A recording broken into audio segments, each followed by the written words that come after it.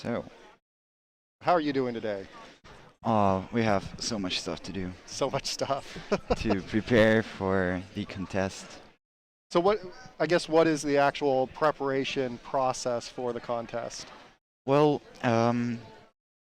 what's going now is called registration, where every team, uh, according to ICPC rules, every team is allowed some documents that they can have on a table. There's a thing called team book, Okay. is a book with some documents, some algorithms, some code maybe, which the team may use during the contest itself.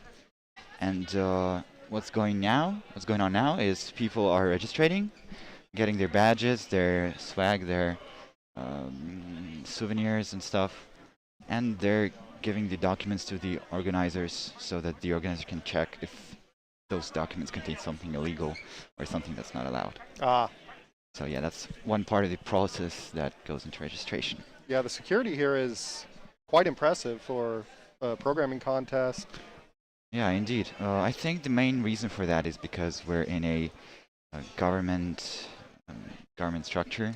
Ah, Like we're literally 2 steps away from Kremlin, from the place where like all the officials. the high-ranking government Yeah. officials reside. Yeah, not to say the names. Yeah, it's so you're not from Moscow. No, I'm not from Moscow. I'm from St. Petersburg myself. Okay. And I that's was. about how far away? It's about a one night train ride. Oh, okay. So probably about 8 hours by train.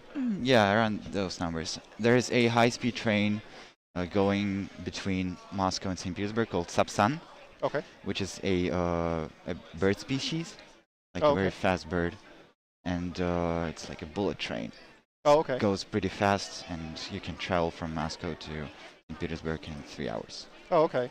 So, but you traveled to Moscow and you're staying in Moscow for the contest, or are you traveling back and forth? You mean now? Uh, well, yes. Well, now you're actually staying for the contest, Yeah. right? Yeah. And you're helping set up to Mm-hmm. get everything working. Um, how do you like visiting Moscow for this, I guess? I didn't have a chance to visit Moscow that much this trip. I've been to Moscow many times. I've been to Kremlin. Even had a chance to like enter the main residential building of the president. Oh, okay. Saw the Yekaterinsky Zal, and it's beautiful inside.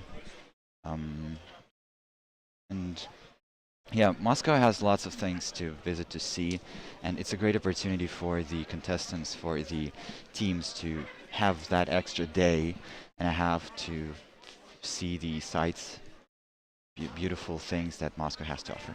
Okay. Yeah. So where I come from in the U.S., there's Hmm. um, rail systems and train systems, but I rode on the subway here, and I had to go way down Yeah, underground to the subway. It felt like it was going on forever. yeah, that's one of the things about Russian metro.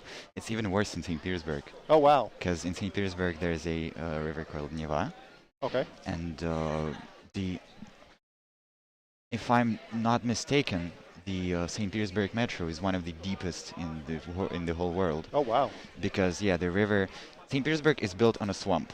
Okay. The grounds are very, very wet and not stable at all, so they have to really dig into the earth Oh, and get to down low enough to yes the to get bedrock under and the get a stable surface. yeah. You can sit at an escalator for like 7 or 8 minutes, just staying on an That escalator waiting for. that's I just might be over mind-boggling exaggerating, how but well, that's how but it it is a feels. lot longer. Yeah. I mean, I thought that the escalators here were quite long, and that was only probably a minute, maybe 2 minutes. Yeah, But there's some lines that are almost at the surface and others that are that go way deep. And yeah, just so, how does St. Petersburg compare to Moscow? I'd say it's hard to compare cities in Russia because every single city has its own history behind like its foundation, its leaders, and yeah, basically what happened there. For me, St. Petersburg is more like an imperial city, a city of an emperor, Oh, of okay. like the old buildings and maybe Renaissance epoch. The older architecture yes, style. yes, it just feels different than in Moscow. Moscow is more like Soviet type of architecture. Yeah, and that's what I noticed here is as you walk down one of the main streets and you look, all the buildings have this old, I guess, Soviet style, and it's hard to describe, but walking down the street, all the buildings look very similar, and it's hard to know where a store is or a shop is. Yeah. So, well, Okay. thanks for chatting with me. Thanks.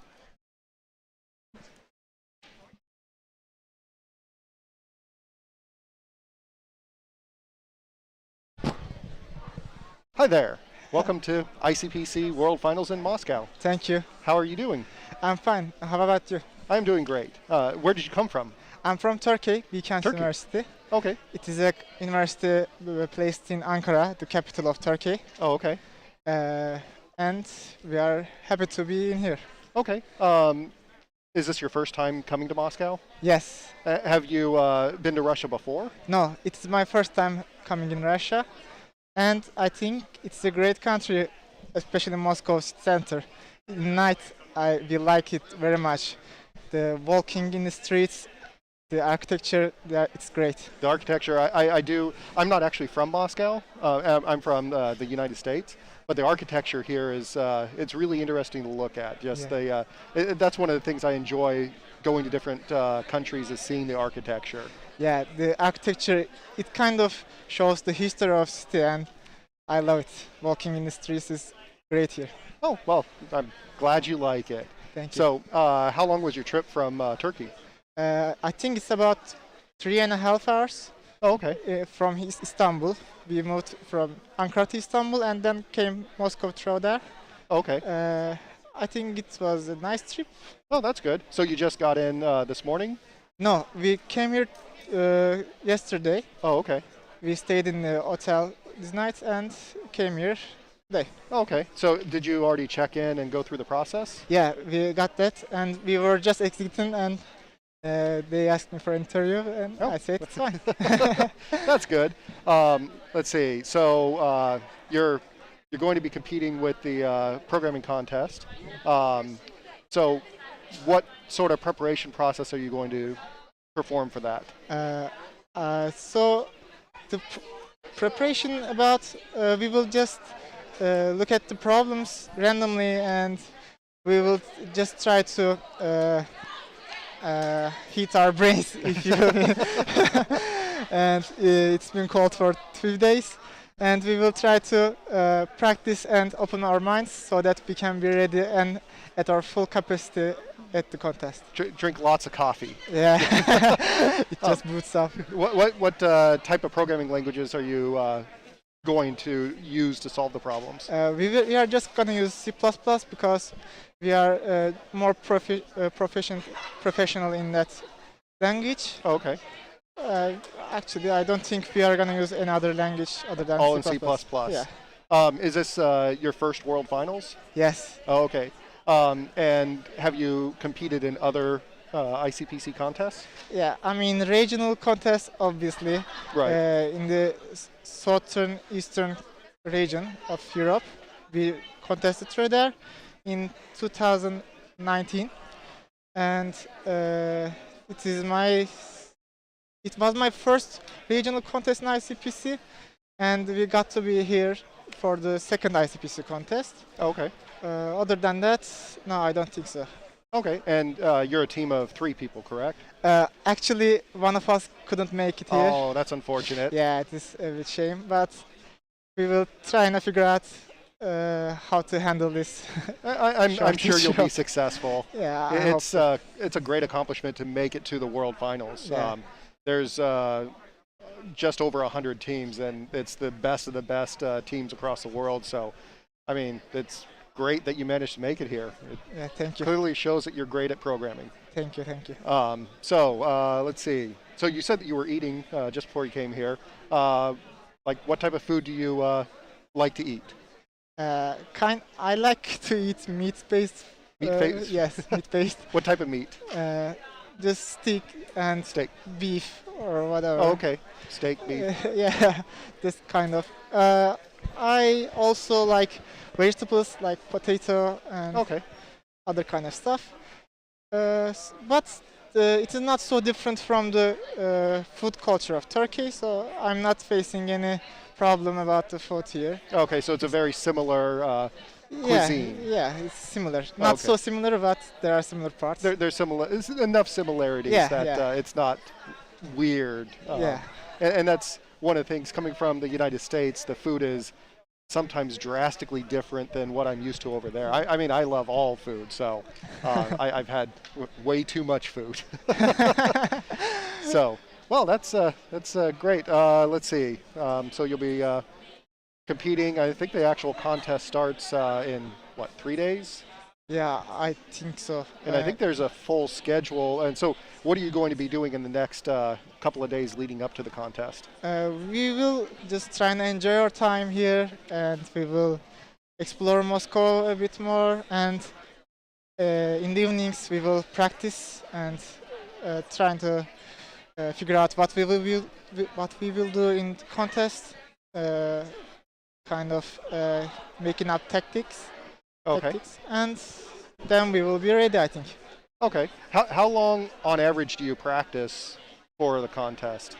So actually we were practicing a lot back in the days, but for the last years we just couldn't practice a lot together as a team. Okay. But before we were practicing a lot. I can't say a time, average time I can't calculate. But you were constantly practicing and not so much anymore? Yeah, especially we practiced a lot in high school. Okay. And the experience we got through the high school kind of got us here. And Yeah. in university we continued to get experience a lot. Okay. A bit more. Yeah. So, I mean, you'll still practice here, but I mean, make sure that you enjoy your time in Moscow. It's a beautiful city, especially with all the lights on there along the city street. And I mean, there is a lot of traffic. Is there a lot of traffic in Turkey? In Istanbul, yes, but in Ankara, not that much in Istanbul, in Moscow. Okay. I actually can't understand how Russian traffic is so high, but because there are a lot of lanes in the road, but Right. there is still traffic. Yeah, But- I mean, there's a lot of people here. Yeah. And that's one of the things coming in from the airport, the wall or bumper to bumper traffic the entire time. And it was 8 o'clock at night, somewhere around there, 7 or 8 o'clock. So, yeah, it was different from what I'm used to. The cars in here is also very good as compared to in Turkey. Like a lot of expensive and luxury cars are out in the street, and it's a bit weird for me to look at. There are a lot of sports cars. Oh, a lot of sports cars? Yes. Oh, wow. In Moscow, yeah. I mean, I just explored it yesterday, but I saw a lot of sports car here. Oh, okay. Maybe you are used to being in United States, but Coming from the United States, I'm used to big vehicles, like big trucks, which regular people will own just a big pickup truck. And so that's one of the things traveling outside of the United States, the cars, the trucks and everything are just smaller. And it's different for me. Are the vehicles smaller in Turkey or about the same size as what you see here? middle size. I mean, not so small, not so big. It's kind of there are types of cars that are in Turkey, and a lot of people use that kind of cars. Oh, okay. Huh. Fascinating. What about the rail system? Is there a well-built rail system or transit system in Turkey? Actually, most people don't use trains in Turkey from traveling through the cities. Okay. Maybe fast, high-speed trains. I don't know how to call it in English, but High-speed trains. high-speed trains. Okay. High-speed trains are used in the transport traveling through the big cities Okay. from Istanbul, Turkey, for example. Okay. Other than that, metros are being used a lot in Turkey, especially in my city, Ankara. because the rail system is built so good that if you need to travel, you can always use metro, and it will get you from point A to point B in the highest speed possible. Other than that, the traffic will slow you down a lot. Oh, okay. So what's the weather like in Ankara? Ankara is cold, It's actually. cold. Yes. Oh, because when I think of Turkey, I think of, well, warmer temperatures and drier. Yeah, in the coast sides it is warmer, Okay. especially maybe a lot of Russian people actually come to Antalya, Muğla. There are coast cities and they do vacation there. But in the middle part of the Turkey, it is a cold, and where I actually live, it is mostly in Turkey, near Ankara. It is also cold city. So I'm used to being cold here. Oh, okay. But people from Istanbul may get, for example, one of my friends came from Istanbul, and it's a bit cold for them. But Okay. for me, it's okay.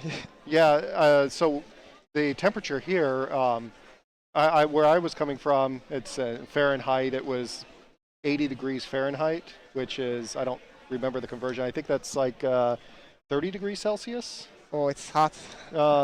Maybe 25 to 30 degrees Celsius. And then coming here, and it was 5 degrees Celsius, which is what? That's 40 degrees, 42 degrees Fahrenheit. It was definitely colder, and it was more humid, a lot more moisture in the air, and Yeah, it felt different. nose becomes red, your ear becomes red. Yeah, all that becomes red, and then it's just it goes through your clothes and just makes you a little bit colder. But masks help a lot in this kind of colds. The masks have helped. So, yeah, that was well. Let's see what else. So maybe my team are just wait me. Okay. So I think they are moving. Oh, if they're moving, well, it was Okay. great talking to you. Great, it was great for Good me. luck on the contest. Thank you, thank I'll be you. rooting for you. Thank you. All right, thank you.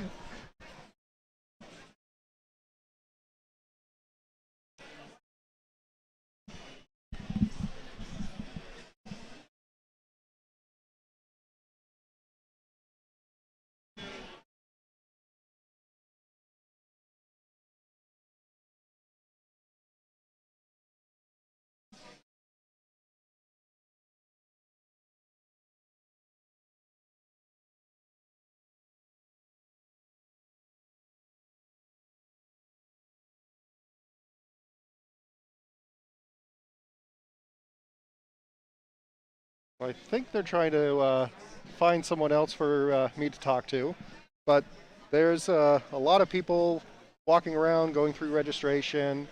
I see what, 8, 9, at least 9 different stations, and each station, the contestants, the teams, go and do something different. They will do an initial check-in, and I see a stack of documents at one, where they actually start getting guides and rules and instructions. There's one station where contestants can get backpacks. There's a couple of ICPC World Finals branded backpacks. There's a station where there's sponsor equipment, so like yo-yos or t-shirts or stickers, just little things that the ICPC sponsors give out for branding and everything.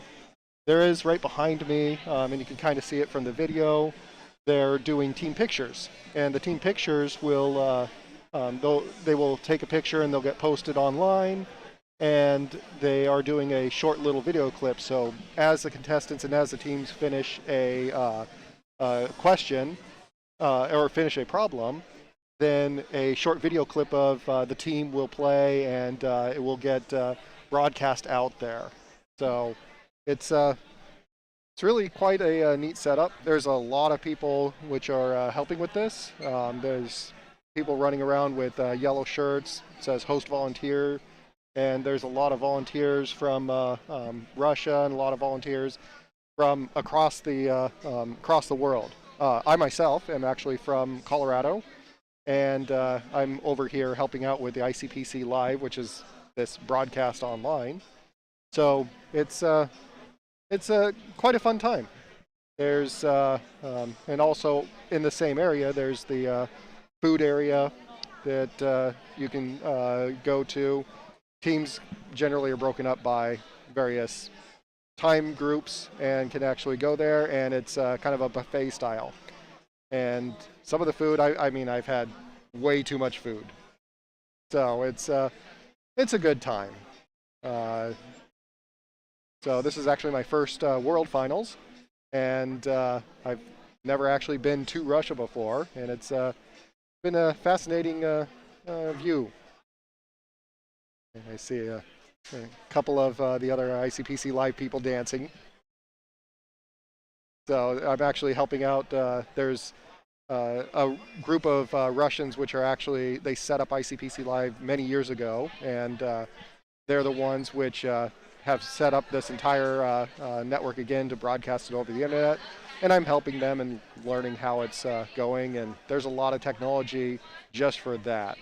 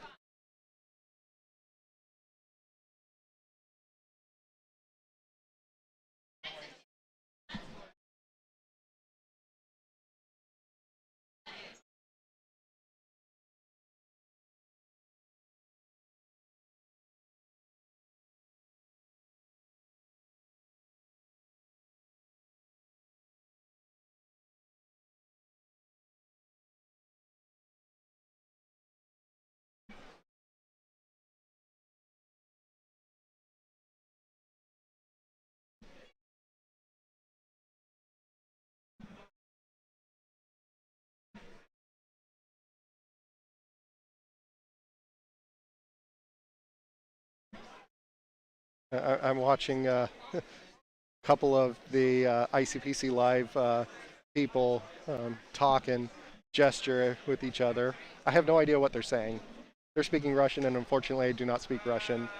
But it is funny to listen to them and talk with them. Everybody that I've met here has been quite welcoming and helpful and everything. Even though I don't speak the native language, they generally will gestures go a long way, and pointing at something and asking about it. People everywhere understand that as a universal gesture.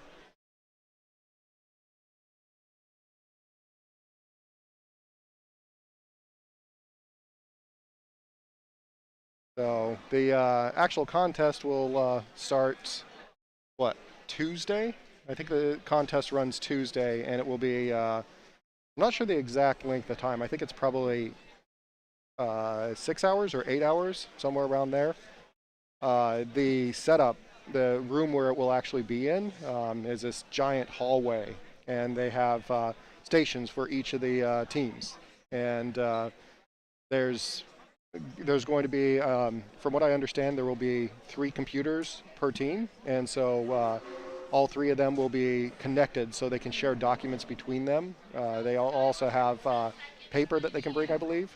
And yeah, once the contest starts, the team will sit down and they will just try to solve as many programming problems in the shortest length of time as possible.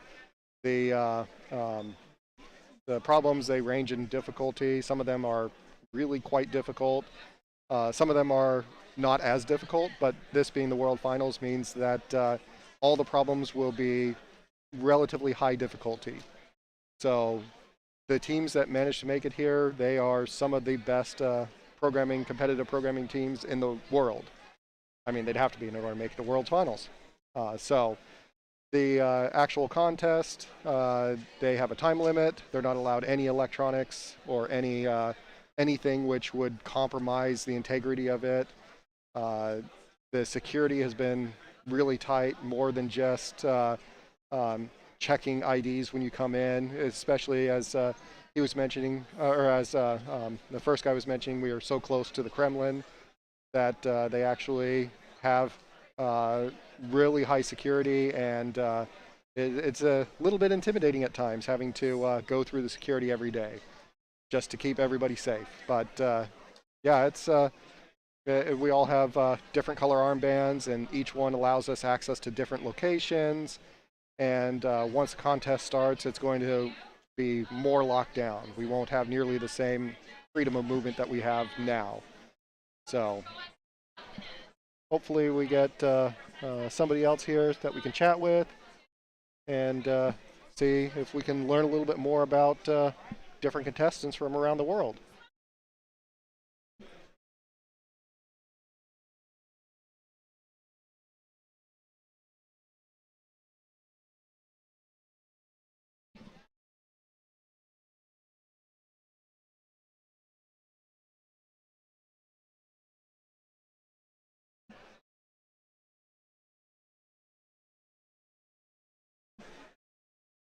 But yeah, talking about Moscow, I guess, since we are in Moscow, I'm a huge fan of looking at architecture, and the architecture here, it's very, at least in downtown Moscow, it's very industrial, I guess, in style, or maybe it's Gothic in style.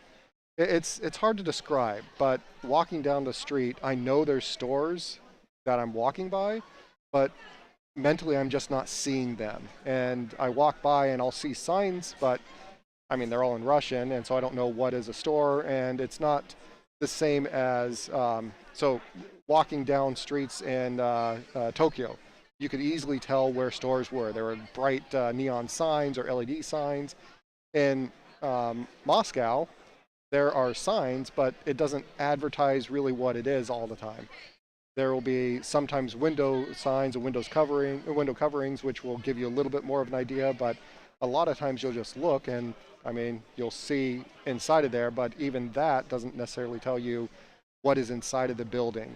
And so, but when I was at the hotel and I tried to find a specific cable, she pulled up a map, and there's tons of stores everywhere around the hotel. I mean, literally right next to the hotel, there were a bunch of stores that I could buy stuff, which walking down the street, it just doesn't seem like that.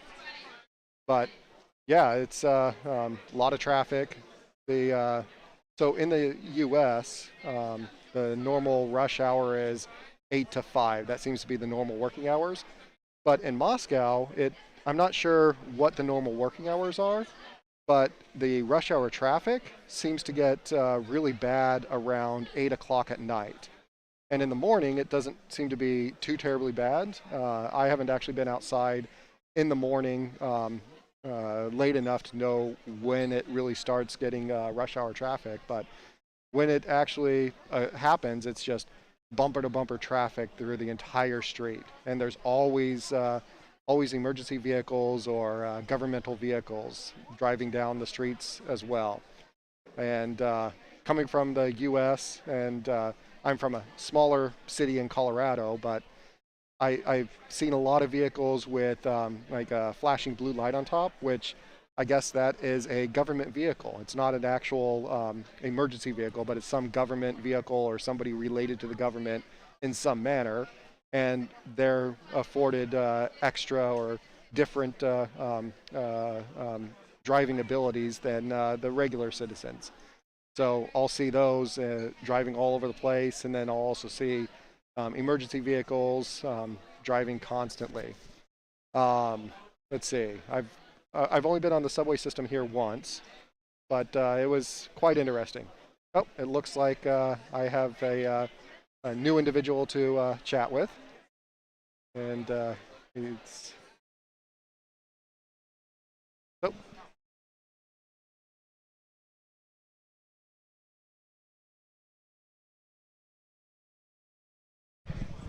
Hi there. Hi, What's your name? Ane. Ane? Yeah. Hi, I'm Jeremy. Hi, Jeremy. It's great to meet you. Great Where are to you meet from? too. I'm from India. India? Yeah. Okay. So was it a long flight? I actually came from the US, but it was still a long flight. Yeah, I'm studying in the US right now. Oh, where are you studying in the U.S.? I'm studying at Yale. Oh, Yale. Yeah. Oh, wow. So how long was your flight from Yale? Well, 9.5 hours. 9.5 hours. pretty And long. where did you fly out of? I flew out of JFK, so that's okay. New York. Yeah. Yep. So you flew out of the East Coast. Yes. And then, So it's like slightly The West Coast people, I think I had a really, really long flight. Yeah. So. I flew out of Colorado. Oh, okay. Yeah. Not yesterday, day before yesterday, and that was a long travel time. So you flew out of JFK. Was it a direct flight to Moscow? Yes. Oh, okay. That was nice. I bet. Where did you have a stopover? I yes, I had 4 different planes I was on. Damn. So yes, it was a little bit Right. jump across the world, but I see. we all made it here. So do you have much jet lag? I actually got over it pretty quickly. So when I flew out, I was already running low on sleep. So Okay. yeah, I was able to like plan it in a way Ah. that yeah. Yeah. So you were sleep deprived until you landed here to try to get onto the Moscow schedule. Yes. That's what I did. I stayed up for the entire. It was basically 24 hours traveling, and I stayed up for the entire 24 hours, and then I fell asleep hard when I got here, and I've been doing great since then. Right. Yeah.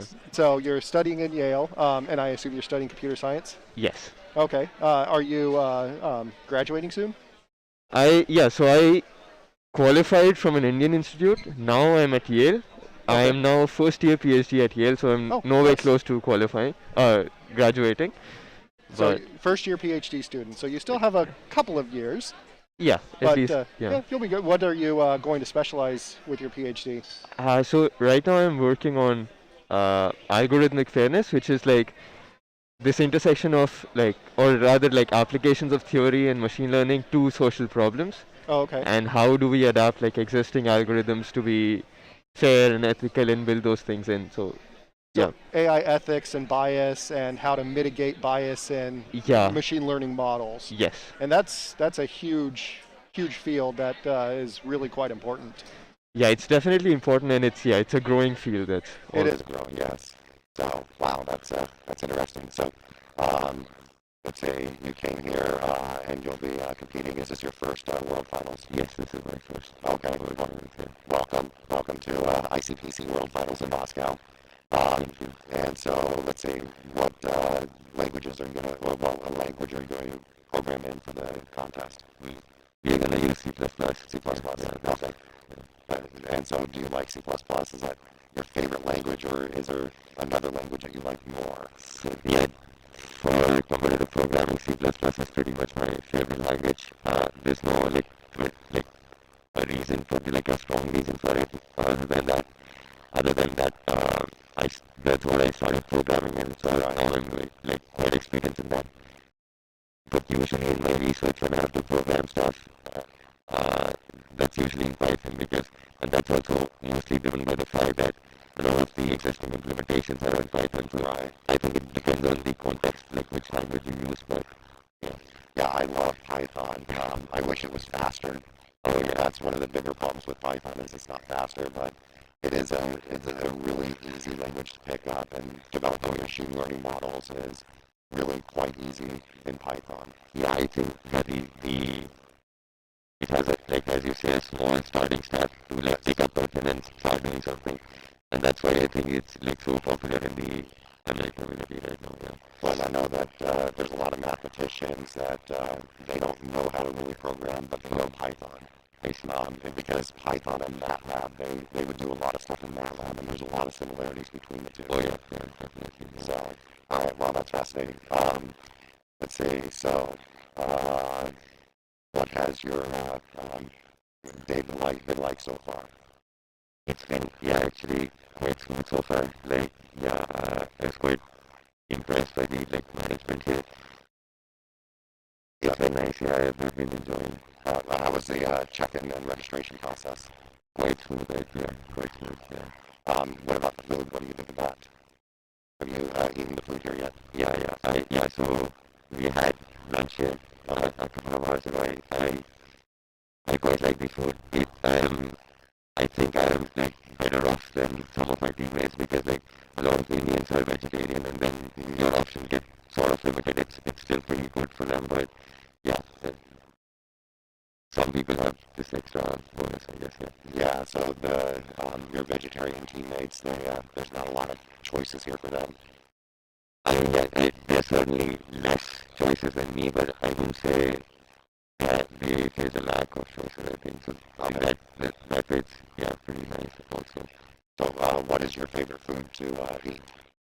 Or what has been your favorite food? Uh, I went with the chicken nuggets dish. Oh, chicken nuggets. Yeah, I quite like them. And the salad. Yeah. Oh, and the salad. Yeah. Yeah, I had the salad and I accidentally hit the plate and it went all over Oh, the salad. okay. That was an embarrassing mistake, but it happened. What did you like? Like, did you have any drinks here? Well, I've been drinking a lot of the water. I drink a lot of the bottled water, but I see. let's see. They had the chicken meatballs were pretty nice.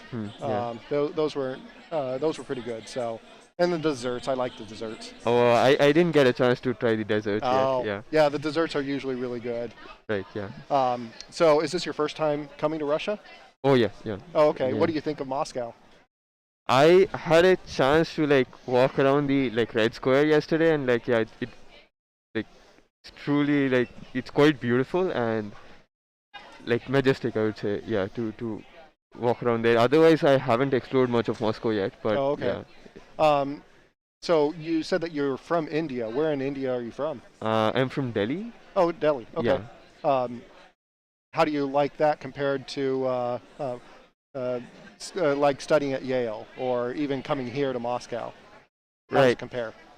I mean, there's a huge difference in what the society is like, what the city feels like. So Moscow definitely, like at least the part we are here, I think we are at the city center if I'm not wrong. I believe so, yes. Yeah. I mean, we're at the Red Square, and that's Yes. the center of Moscow. Yes. Yeah. So I mean, here it feels like everything is huge. Like the streets are quite broad, and that's different from where I live in Delhi. But that's so here the buildings are really they rise up. Oh, they're really tall? They're really tall, and in Delhi, I think it's more spread apart. It's also Okay. yeah, it's like I guess a different architecture style. Right.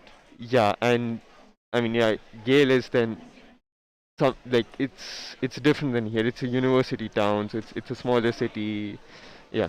Yeah, Yale. I've never been to Yale, but I have seen it and I've Oh, I heard see. about it. And Delhi, I've seen pictures of it before, but I've never been to India. I Oh, hope to go that's one of what- these days. Yeah. Uh, You stay in the U.S. You said, right? Yes, I live in Colorado. Okay. Yeah, so the architecture here, I mean, it's to me it's very industrial looking Yes. and older style. And one of the things that I've noticed is it's hard for me to tell where a store is or Oh. shops because walking down the street, everything looks the same. Yeah, I totally relate to that, and yeah, that's actually one of the things I was discussing with our teammates. Is like we weren't able to find a cafe as such. Like we had to Right. actually use the maps to yeah. So I assume you've been to New York. I have not been to New York. Oh, you've not been to New York. No, Oh, I hope to go there at some point. I have not been there yet. yeah, I was gonna compare this to like New York's architecture, which is like I think it's even more industrial looking, like in the sense that there's no old architecture there as such in the city. Yeah, because I think some of these buildings have been around for several hundred years, Yes. whereas New York is much newer. Because I mean, well, really the entire United States is much newer than well, Russia, and so especially in the Red Square, seeing the cathedral and the Kremlin and all that stuff, you can just feel the history in the architecture. And walking down the city streets, I mean, the buildings are big and they're tall, but they just have this, I guess, kind of Soviet era feel to them. Yeah, I think it's mixed in. So there are some like really new buildings, like skyscrapers, and then there's this old architecture mixed in. Yeah, but at least down here by the city center that I've walked by, I've largely seen the old architecture. And so, yeah, it is, but yeah, trying to find shops, it's difficult at times. People who've never been to Moscow may not quite understand it, but it's really walking down there, you see all these signs, but it just doesn't really tell you what it is, because there's, I haven't really seen a lot of signs in English. Oh, okay. In Delhi, do they have a lot of signs in English, and what language do they speak in? Yeah, so Hindi I think is the main language. Okay, Hindi. Yeah. So yeah, they usually have signs at least in Hindi and English.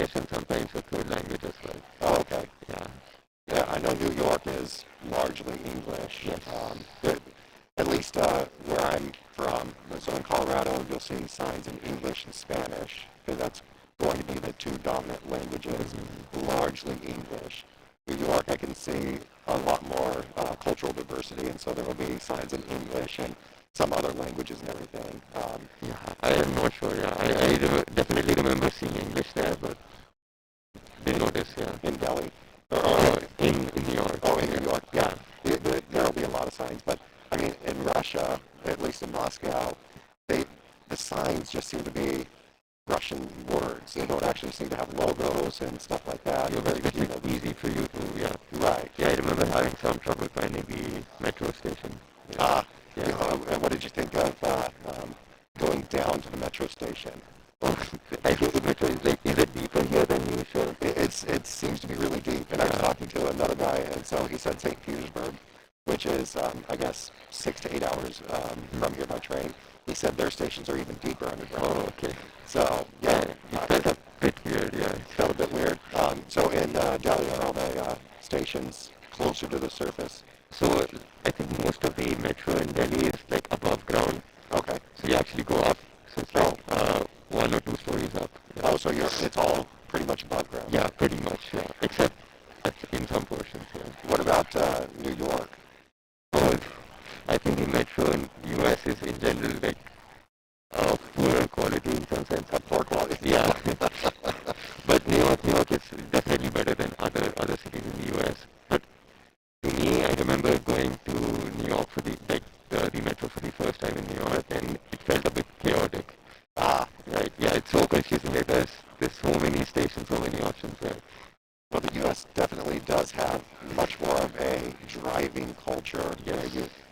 People own a vehicle and drive everywhere, whereas the thing that I've noticed, because I've been to Japan, I know people in Japan who don't own a vehicle, don't own a license. They just always take the transit system. Yeah. And in the U.S., I know very, very few people who do not drive. Exactly. Yeah. And so, do not own a car. Yeah. right. Yeah, so that's probably part of why the U.S. system is not that mature. And even taking the train from one place to another, there's a big rail system, but it's just for sending goods across the U.S. It's not really for transporting people. Yeah, you can't usually find trains between point A to point B where you want to actually travel. Yeah. Yeah. Whereas, here, the Moscow system, there's trains constantly. Okay. I haven't really explored the Moscow system that much yet. I hope to do it before I leave, but yeah, it's really fascinating and interesting. What about preparation for the contest? What are your plans for that? We're hoping to get at least a contest in these few days just to practice. So since I'm in the US, my teammates are in India, so we haven't been able to do contests together. So that's something we want to at least do one contest in these few days. Yeah. Okay. So is one of your teammates going to be the one typing and submitting the code? Yeah, we have to actually decide on that now. So usually there was one, but this time they have 3 computers, I believe, for the 3 of us. So we'll have to see what we do with the strategy. But yeah, usually there's one of us who codes. Okay.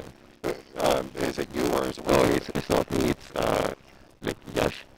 Yeah. Oh, okay. So one of your other teammates, and you and the other one, your other teammate, usually work on the algorithms. Yeah. So it depends. Usually our strategy was for the first few easy problems. Yeah. So one person just codes and the others try to solve more problems. Once we get to the harder problems towards the end, then one person is coding and the other person is observing the code or just looking for bugs or things like that. So yeah, so towards the end, 2 of us are actually involved in the programming part. Yeah. So it's similar to pair programming. Yeah. So one is typing, the other one is sitting next to them, just saying, "Oh well, you made a mistake there," or that needs to be adjusted, and working through it as they're typing. Great. Okay. Well, so apparently you've been successful at that. You made it to the World Finals. Yeah. So and you said that this was your first World Finals. Yeah. This is my first. Well, congratulations. So let's see, are you going to, I think you have a full schedule of activities between now and the contest. So how are you going to find time to actually practice? I think there's some time, like the dinner starts at 8 and there's nothing after that. Okay. Yeah, so we can get at least like not a full 5 hour contest, but some hours after that. Okay. Yeah, that's what our plan is. Yeah, let's see. Okay. Well, Yeah. gesturing that Thank you. well, it was great meeting you. Great and, meeting you too. Good luck on the contest. Thank you. All right, thank you.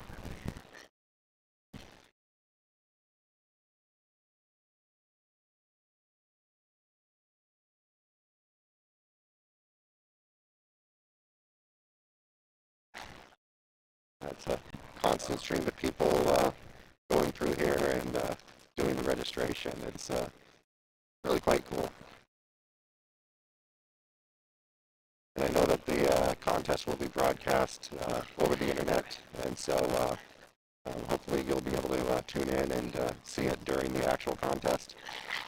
And I know that they will have commentators talking about problem solving and everything else. So it should be a good time.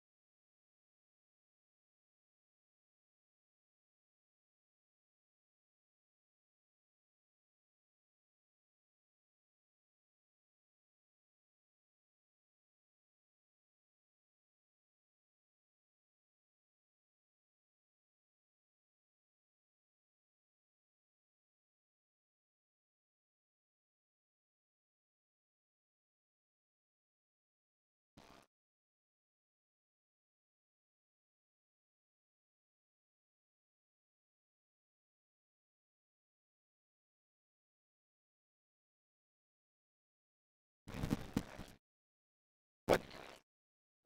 Oh, apparently I'm supposed to say something. Uh, I'm not sure exactly what they're trying to check. They're probably checking the audio levels to make sure it's working correctly. But yeah, the entire World Finals here. Moscow's been great. It's my first time to Russia, first time to Moscow, obviously since it's first time to Russia. Um, but yeah, it's great food, lots of walking.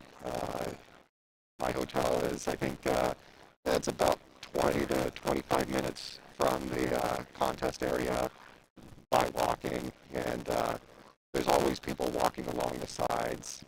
At night, there's lights everywhere. A lot of the buildings are not lit from lights shining down. Usually I've seen the lights shining up the buildings, and it's a different way of actually seeing it, is the way that they are lit. Some of them are lit by colors. I think I saw one building, I think it was a museum, which was lit in the Russian flag colors. So it's just interesting to see all of that and seeing the architecture and seeing the people and the food and everything.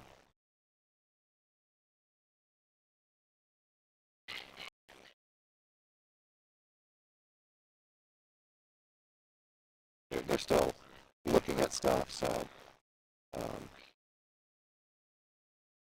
but yeah, I went to the Red Square today.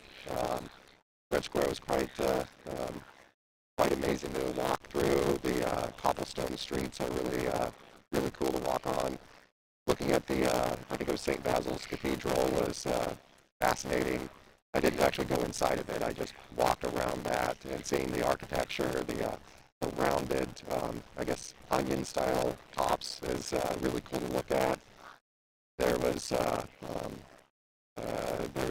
museum, I think, and I think a mausoleum that I walked by before getting to the actual ICPC area, and then going inside of here and helping out, trying to get stuff set up. See, this building is 3 stories tall, about 3 stories down, from what I've been able to understand. I don't think there's anything above ground. The other floors 1 and 2, they're actually below ground. And so right now we're on the second floor below ground, and it's a big giant hall. And this is where the registration is happening, the food is happening, and there's a couple of other things. Looks like I have a new individual to talk to. Go ahead and sit down.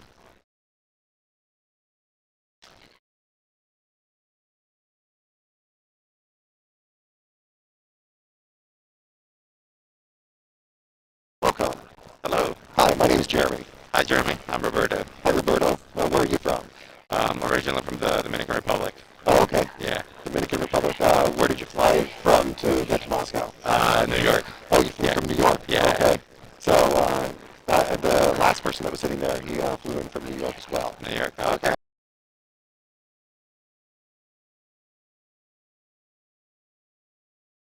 Connection? Direct connection. Oh, okay. Yeah. Yeah, I flew from Colorado. I bounced around until I got here. Okay. It was quite a long flight. Right. Did you fly in today or yesterday? Yeah. We came in yesterday at 11 a.m. I think. Oh, Yeah. okay. Yeah. How was your jet lag? Pretty bad. So. Oh, wow. I couldn't get any sleep till like 4:30 in the morning today. Oh, wow. So I just left for like 3 hours. Wow. So you're going to pass out right next to me, aren't you? Most likely. Yeah. Yeah. I hope you have a bed around something. Yeah, I mean, this couch is comfortable enough. You can always lean back, and Yeah. I'll just keep talking, and you can just rest your eyes. Yeah. Well, that's good. Yeah, I was 24 hours for my entire travel time, and Oh, I didn't have wow. any jet lag, but I stayed awake the entire 24 hours. Okay. Just so that once I got here, there was some stuff to do, but I went to the hotel room and I passed out. Okay. And I was able to sleep, and not much jet lag, so. All right. Right. Maybe Was this planned out? I planned Yeah, that. yeah, That- okay. And I came with a couple of other individuals, and yesterday they actually slept on the plane on the Okay. way here. And yesterday, one of them, probably about halfway through the day, he just started to fall asleep.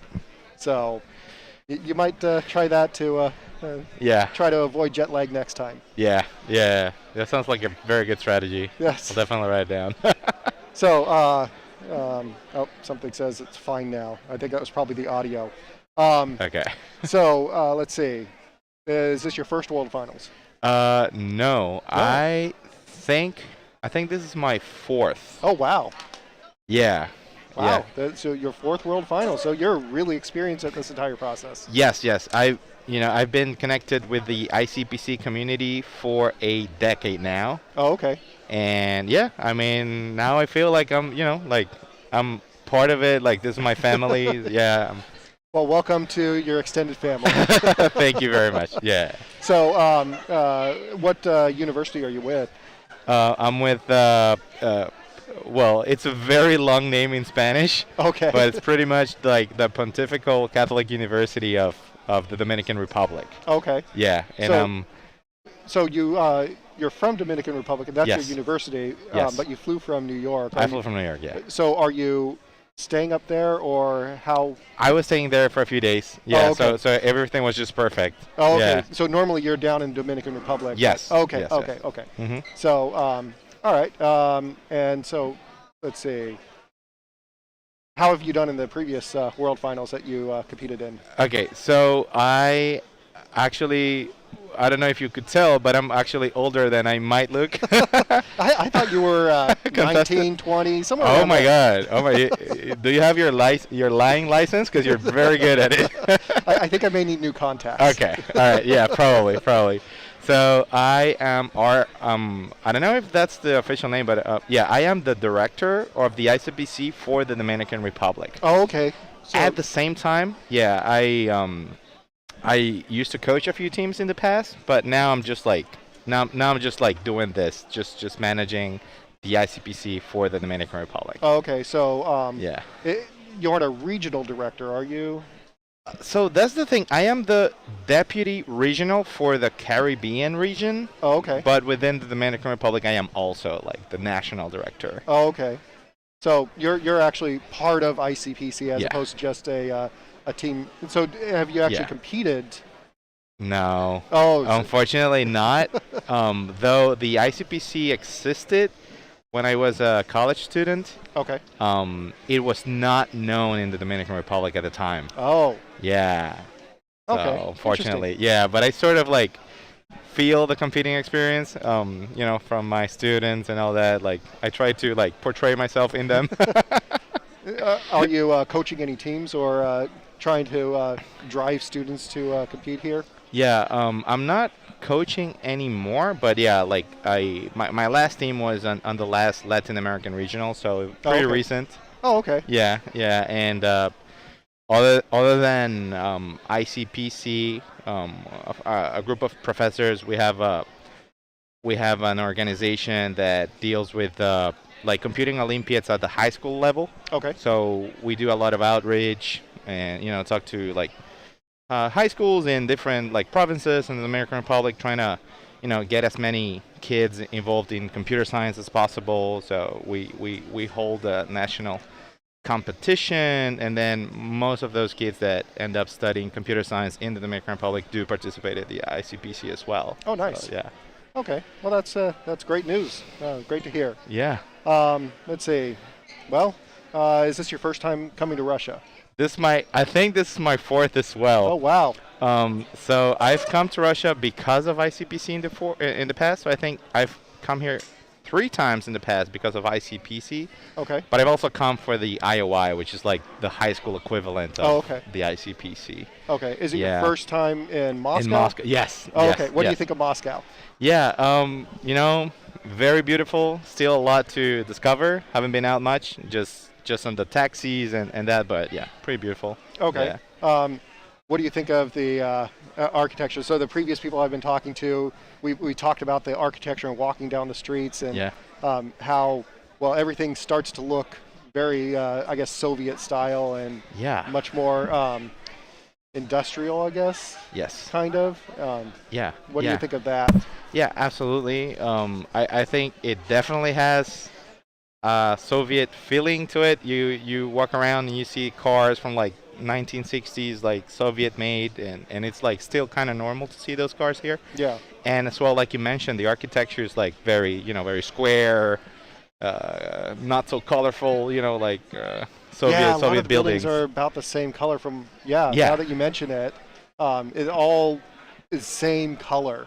Right. And at least for me, it's hard to tell where shops and stores are. Yes. Because I'm walking along, I know they're there, but I don't see the signs and everything. I see all the Russian words, but I don't see logos or artwork or anything. Yeah. So it's different. It's different. How is it different in like the Dominican Republic compared to here? Yeah, I want to say like you will know what a store is. But also, like, buildings tend to be much more colorful, just like that tropical feeling in the island. So, yeah, you definitely feel like, that's a different feeling. Very different. So what about the weather here? What do you think of that? Yeah, so it's still, well, just today is just like October the 2nd. It's already, like, pretty cold. Yeah. So, yeah. Yeah, it's about, 50 degrees Fahrenheit, somewhere around there. Yeah.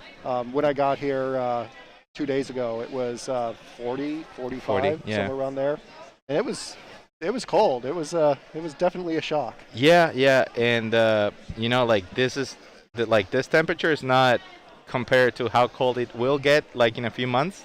Right. But this is like actually the coldest that you can get in the Dominican Republic.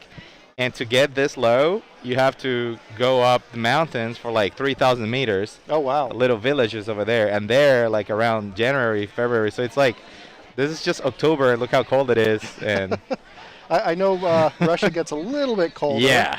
But yeah, so it's, I think today it was, 10 degrees, or it's supposed to be 10 degrees Celsius, which is about 55, somewhere around there. Something like that, yes. Yeah, and then when I got here, it was 4 to 5 degrees Celsius. Mm-hmm. So, yeah, it's definitely colder. Mm-hmm. So let's see. Dominican Republic is definitely warmer. I've noticed that it's a little bit more humid here. A little bit more humidity. Where I come from Colorado, and it's kind of more of the desert area, and so I'm not used to this humidity. Okay. I assume the Dominican Republic is Yeah, it's humid? super humid. Super humid? Super humid. Much more than here. Much more than So here. so if you feel the humidity here, definitely feel it over there. Yeah. I remember going to Florida once and walking out of the plane, it's like hitting a wall Oh of yeah. humidity. Yeah. And It's like 10 times worse when you do the same in the Dominican Republic. Yeah, eventually you get used Yeah. to it. It just takes some time. Yeah.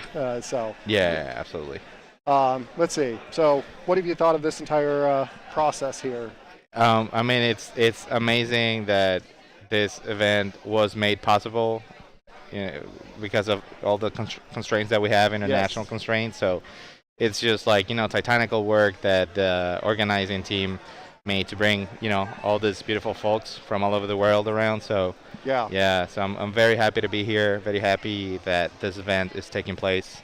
So Yeah, it's quite an accomplishment, and Yes. everybody's been quite welcoming and helpful, and getting everything functional. It's Yeah. quite impressive. yeah, and it does feel like an ICPC.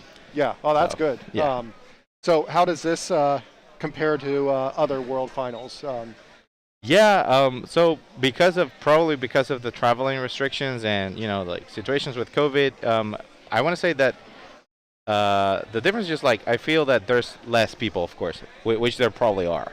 Yes. Yeah. So I would say that's probably like the biggest difference so far. But like the format of the event is pretty much like a normal ICPC event, plus of course mask and, The and all mask this that we like have to wear. checkpoints and Yes. Yeah. Well, yeah PCR tests. So there's a lot more security here just because Yes. we're so close to the Kremlin. Uh-huh. And government buildings, and so Yeah. it's weird for me that all the security layers that you have to go through, and even more than that, all the metal detectors I have to go through in Moscow in general. Yeah. It seems like every building I walk into, there's a metal detector. Yeah. I want to say that in the other ICPC World Finals I've been at in Russia, they've also been like that. Yeah, in other cities. Yeah, I wonder if that's a Russia probably. thing, because I know in the U.S. you'll get metal detectors, but it's not nearly as common. Mm-hmm. And is the Dominican Republic similar? Similar. Yeah. You won't get that many metal detectors. Yeah. Okay. Yeah, it's just interesting. Mhm. What do you think of the food here? Okay, so I have had one dinner and one breakfast. I sort of skipped lunch. So I mean it's good for students. I think it looks good. Yeah, my breakfast was very good as well. You had that at the hotel? At the hotel. Yeah, it was Okay. very good.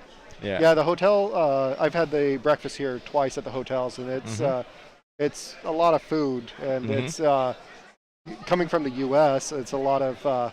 I'm kind of surprised by the different types of foods here Oh, right. that are used for breakfast. So like fresh, kind of smoked salmon, Yeah. smoked salmon and stuff like that. Like halal food as well. Yes, Yeah. halal Halal. food, Mhm. which I don't normally see in the U.S. as Right. much. It's Yeah. just it's different for me. Yeah. But it's definitely enjoyable. I love all sorts of food. I eat way too much as it is. So I mean, Well, you can there's probably tell. plenty. Yes, there is There's plenty of of food. food. Yeah. I will go back and I will have to buy all new clothes because I put on too much weight. Right. Yeah. Well, what do you think about I guess the transit system here? So I was surprised.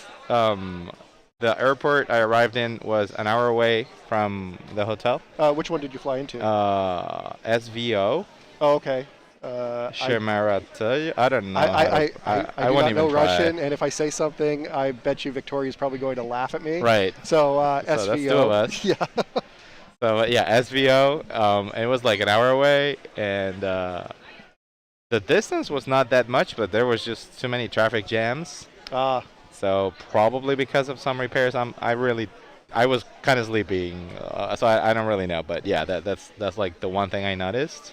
Okay. Yeah, I still haven't been on train, so I can't comment on that. Yeah. So when I landed at DME, which is Domo Dietova. Oh, that's the other one. Yeah. I guess there's 3 airports for Moscow. Oh. Right. And where I landed, it was also an hour away. But the interesting thing for me, and I don't know if it's the same at SVO, Uh-huh.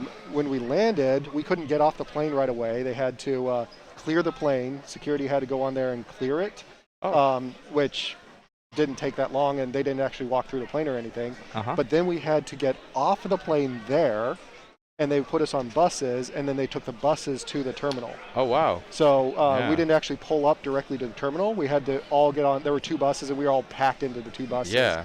And get to the terminal, and that's where we got off the terminal, or got off at the terminal, and went through border control and Okay. everything. Yeah. So was SVO more like Not like that at all. Yeah. interesting? Yeah. So I asked, because we were met by a couple of ICPC people after we got through everything, Uh-huh. and they said that that's normal for that airport, I guess, and I guess it's kind of kept up because of tradition a little bit. So got it. Yeah. I'm not sure, but it was just walking off the plane. It was a little intimidating at first because well, I don't speak Russian, and Right. the people are telling us where to go in Russian, In and Russian, yeah. gesturing and getting onto the bus and then just taking it to Yeah. the airport, and so it was just different. Yeah, I sort of feel the same. I feel a bit intimidated when I have to go through passport control. Every time I've been in Russia and I get to that part, it's always, a bit, intimidating. Because, right, like the language barrier, Right. yeah, and some cultural barriers in the way that they communicate some things, we communicate some things, sometimes, misunderstandings, and then, yeah, Yeah, it was a bit intimidating, but yeah. everybody was nice, and it was once I got over my intimidation of the entire situation, it was great. It was great, yeah. So, yeah, I didn't have any problems. After you got that stamp on that passport, you were... Yeah, after I got the stamp, that was a lot yeah, better. you're like, okay, But I they're think- letting me in. I think part of it was also that was after 24 hours of traveling, Oh, wow. and so Yeah. I was already tired. Yeah, good point. Absolutely. Well, that's okay. Yeah. Yeah, I just didn't know if it was similar at the other airports or if somebody else experienced that. But yeah, the airport was an hour away. Yeah. Except similar situation for me, getting on the bus to go up to our hotel. It took probably. It was it was almost 2 hours actually, and it was quite the trip. So traffic was back to back. Back to back. And that was the other thing that I noticed is it was 2 lanes, but the shoulder cars were going by there to actually turn, and so it was just weird for me. I don't normally see that because I come from a smaller city in Colorado, and so this is a huge city, and I'm not used to all of that. Oh, okay.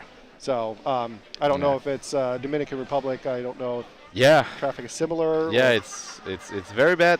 very bad. So the capital, which is Santo Domingo, it has more than 4 million residents, Okay. which is around 40% of the whole population of the Dominican Republic. So it's 40% of the population concentrated in less than 10% of the area. So it's very chaotic. Yeah. So are the buildings in Dominican Republic, are they more spread out, or are they vertical, or? So Santo Domingo, which is where I'm from, Right. it's now pretty much just growing vertically. Oh, okay. So it's very weird actually to find a house to buy.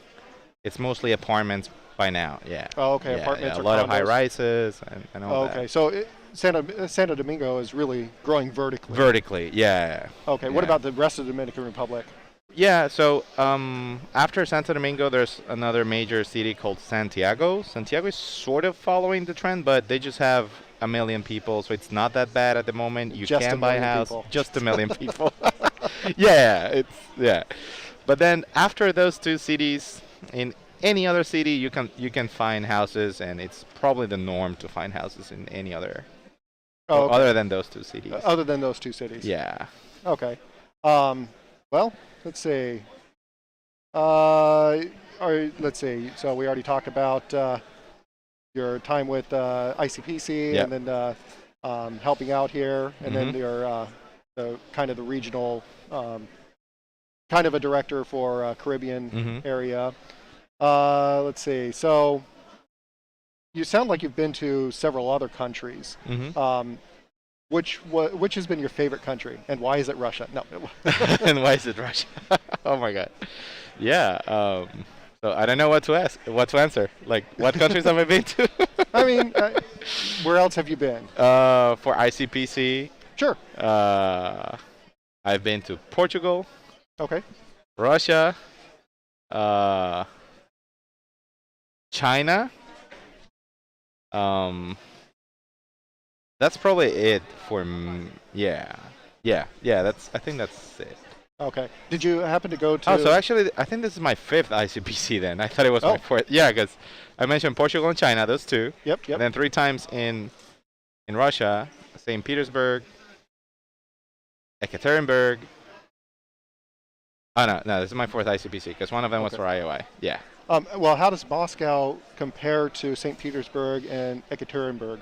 All right, so each city is very different. And then I want to say St. Petersburg is like the cultural, intellectual, I don't know how to say, like capital of Russia. Right. So somebody described it as more imperial style. Yes. Yeah. Definitely has more of a Western European look as well. Okay. A lot of like beautiful canals, like Paris. You can walk around. A lot of beautiful architecture. I would say like that's like the romantic city. Oh, okay. Also probably of Russia. Moscow, of course, like the imperial industrial city. Right. Right. And Ekaterinburg, it's crossroads of Europe and Asia. So it's very interesting because it's right there on the border of what you separate Europe from Asia. Okay. And it's very interesting, like the mix of cultures and all that. So it has its own feeling, though it's in Russia. It's very beautiful. Okay. Well, we're Yep. being told to wrap it up. So All it was right. great meeting you, Roberto. Great meeting you too. I hope to see you around and Yeah. have a great rest of your time at ICPC. All right, you too. Thank you very much.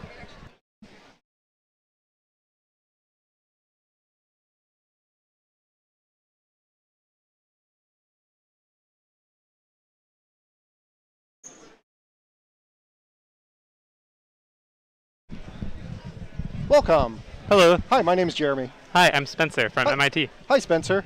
How are you doing today? Doing well. We're just registering right now, having a good time. Well, so you flew in from Boston, I assume? Yeah, we flew in through Boston through JFK, and now we're here. Okay, so you went Boston to JFK directly to Moscow? Yep. Okay, and when did you arrive in Moscow? We arrived yesterday in the afternoon. Okay. I'm just getting used to the time change and stuff. How is that going, getting used to the time change? I mean, it helps to not sleep on the plane accidentally, so, you know. Yes. Slept a little on the shuttle on the way to the hotel, but things are about normal now, so it's okay. good. Yeah, I came from Colorado, and so flying all the way over here, I didn't sleep the entire way, and so, yeah, my jet lag was not really present. Is this your first time in Russia? Yeah, for all 3 of us, it's our first time here. Okay, what do you think of Moscow? It's beautiful from what we've seen, but we're about to go on an excursion to the Kremlin soon, and looking forward to that to see more. Oh, so next time I talk to you, then you'll have a lot more information as to what you think of Moscow. Yeah. Right now, it's just what I've seen out the side of shuttles. Okay. So what are you studying at MIT? Computer science, I assume? Yeah, computer science. And is this your first ICPC World Finals? Yeah. It's I mean, it was. We've been waiting for a bit, but we're excited. Yeah, it's our first one here. Well, congratulations. I'm glad that you're here. How many ICPC contests have you competed in? For me, I did a pre-regionals once, and we didn't get to select it as the MIT team. And then second time around, we were selected as the MIT team, and now we're here. Okay. So what type of preparation are you going to do for the World Finals? Well, I mean, we practice a lot. We do a lot of contests together. We've been practicing all since high school and before. But now that we're here, maybe we'll do one more contest. But really just getting ready and enjoying ourselves, because having fun is a big part of it. Oh, yes, it is. It's definitely, you want to see the sights and see the city and enjoy that and take it all in. I mean, it's more than just competing in the contest. It's also enjoying this city as it is. Well, so for the actual contest, what language are you going to program or solve the problems with? I feel pretty confident saying that I'll use C++ throughout the Okay. contest. A lot of people seem to be saying C++. Yeah. Is there any particular reason why C++ over the other ones? I mean, I think like people most often use like Python, Java, or C++, and Java and C++ or Kotlin. They're just not as fast. So if you have a problem with like a tighter time limit or something like that, you don't want to have gotten a wrong solution or time limit exceeded because you're in the suboptimal language for this sort of setting. So. Okay. So you're studying computer science. What specifically is your area of interest with it? Right now I'm focusing a lot on like theoretical algorithm design, and then statistical sort of things like causal inference. Okay.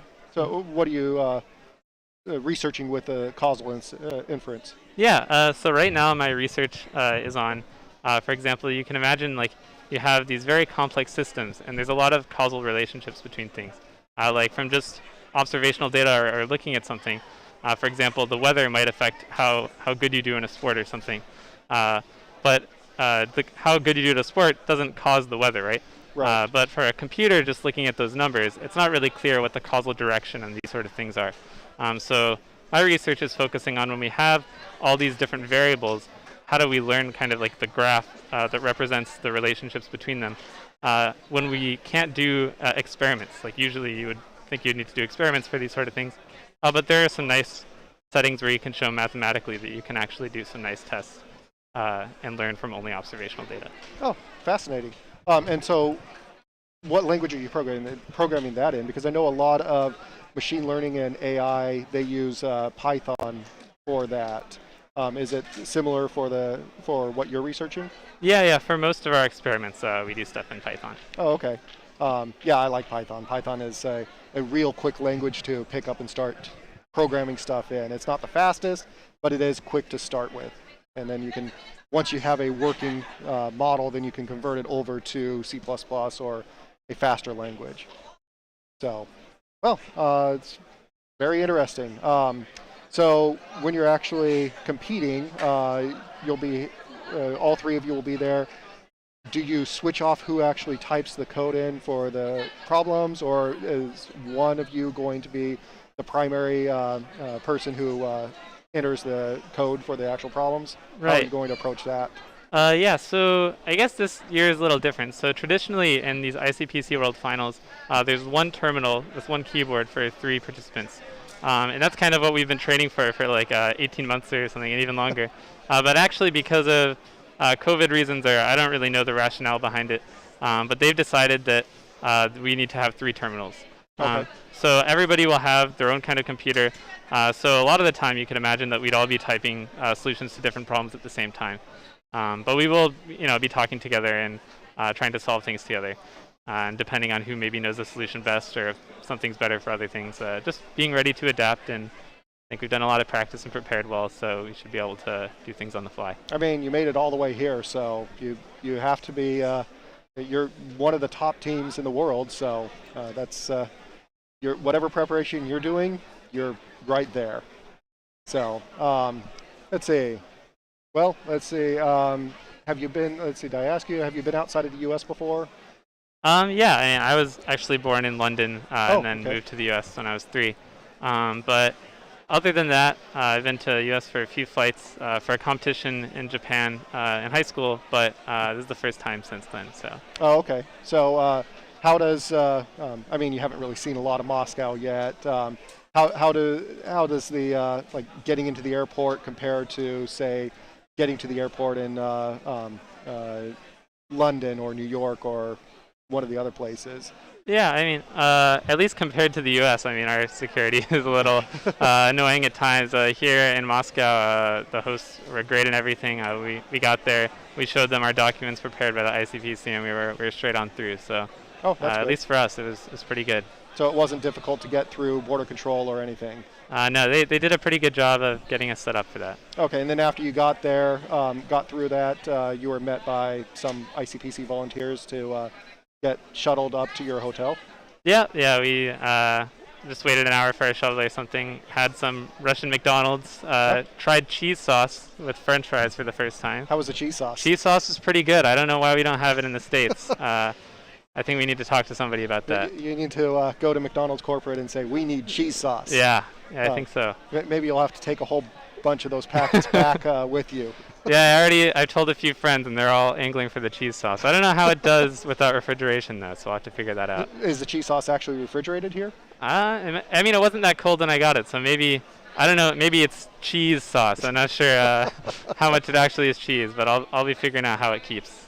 How did the McDonald's compare to, other than the cheese sauce, compare to U.S. McDonald's? Oh, I mean, it was good. I think like I had some sort of panini or sort of thing that was a little different, just to try to see what they had different here in the McDonald's. But I mean, it's still McDonald's. The host food that we've had in other places have been very nice in the hotel and stuff. Okay. So what have you thought of this entire World Finals setup? It's been very well organized. I mean, the whole situation was very much on the fly. A lot of COVID has a lot of variables in here, so you look at like our emails every day. There was like an urgent action required. Oh, yes. So we kind of thought this was going to be almost like a lot of stuff moving around and not too chaotic. organized. But actually, when we got here, everything's been perfect. And I mean, logistics is hard. So big kudos to everybody at ICPC and everybody here in Moscow. Yeah, and I noticed that around here there's a number of stations. And so what do you do at each of these stations? Oh, yeah, I mean, it's kind of like proving that we're actually students at our university and that we have a passport and we're not swapping in some doppelganger and like giving our team reference documents. And unboxing. Yes, yeah. What is that? Right here, I've just been given our team shirt. Oh, nice. That I imagine we'll be wearing at dress rehearsal in the real contest. It's red and white, which are MIT-ish colors. Did you have the ability to pick the color scheme for this? Yeah, we chose these just to kind of look a little like our university. Oh, okay. It looks pretty cool. So, yeah, what does it, so it looks like it has logos on the front. Yep, and then on the back we have our university and ICPC logo. World Finals Moscow. Yeah. Wow, that's a really cool shirt. Yeah, I can't wait to put it on. Yeah, because I've seen the different color combinations. I didn't know if you picked them or how they actually chose the color combinations. Yeah, I think everybody gets to pick their own, and they try to make it look a little, at least like their school colors, so we can be have some spirit. Okay, so MIT is red and white. Ish, yeah. I mean, it's a good approximation. It's as close as they can probably get. Yeah. So, all right. Well, that's pretty cool. So yeah, you've gone through the stations. Well, actually, you probably haven't gone through all of them yet. Yeah, I got out of doing a few of the stations because I'm doing this. Well, so you'll get one of your teammates will probably grab you your stuff. Yeah. Let's see, and then you'll have to you haven't done the team photos yet. They'll probably be after you're done here with your shirt on. Yeah. And you're staying up at one of the hotels nearby. Yep, we're staying at the Crown Plaza in Moscow. What do you think of the hotel? Very beautiful. Wasn't expecting them to shell out that much money for this. It's very great, super pristine, and very happy that they put us there. Yeah, the hotels are really nice. Yeah, there's a lot of marble everywhere from what I've seen. And I imagine it's the same up at the Crown Plaza. Yeah. So let's see. Have you eaten the food here yet? Yeah, we had lunch here and then breakfast in the hotel, and all very great food. I mean, they're definitely putting in the effort and making it great here for all the contestants. I couldn't say anything nicer. Yeah, well, that's great to hear. What do you think of the food? Like, what was your favorite dish here? Yeah, I think there's a pretty good chicken meatball. Yes, I had those. Today. They were really good. Yeah. Yeah, I had the chicken meatballs. I also had a salad, which I didn't eat all of it because I dropped it, but it happens. So what are you going to do for the rest of the time until the contest? I think you said that you're going to be preparing. Yeah, I think like after this we'll be going excursion near the Kremlin. And then tomorrow there'll be some talks. I think we might try to squeeze in one last practice, but mostly relaxing and just getting in a nice mindset. A little time off school too right now, so yeah, just enjoying all of that. And then we'll have the dress rehearsal, which will be a little more important to try out everything than usual because this is like the first time with 3 terminals, and we're trying to get used to the file sharing and how does that work. If we type something up on one computer, we might want them to be able to use on other computers too and stuff. So, but in general, excited to get going and really having a fun time here in Moscow. It's been great talking with you. All right, well, it was great talking to you too, Spencer, and I will look forward to watching your team do great during the World Finals. Thank you. Thank you. All right, thank you.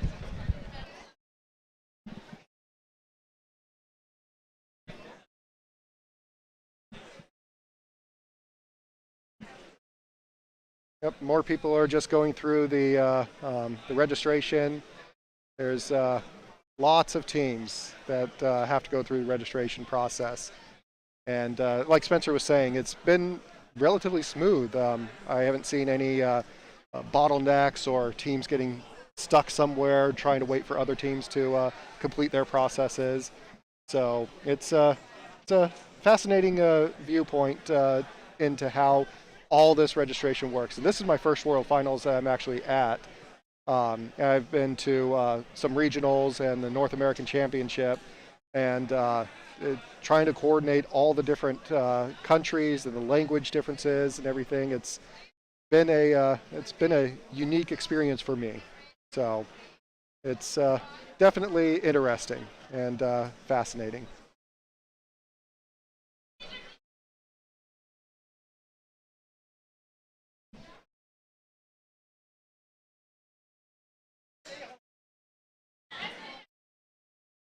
So yeah, like Spencer was talking about, there will be 3 terminals at the each contestant's desk. So 3 different computers, and they'll have to share files and data between there. They'll have, I think they'll have papers that they'll be able to bring in and read. It seems like every year the rules change slightly. Some years you can bring in papers, some years you can't bring in papers.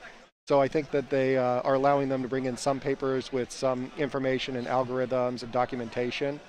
But they still do have to clear all of them before they can actually use them in the contest. Yeah,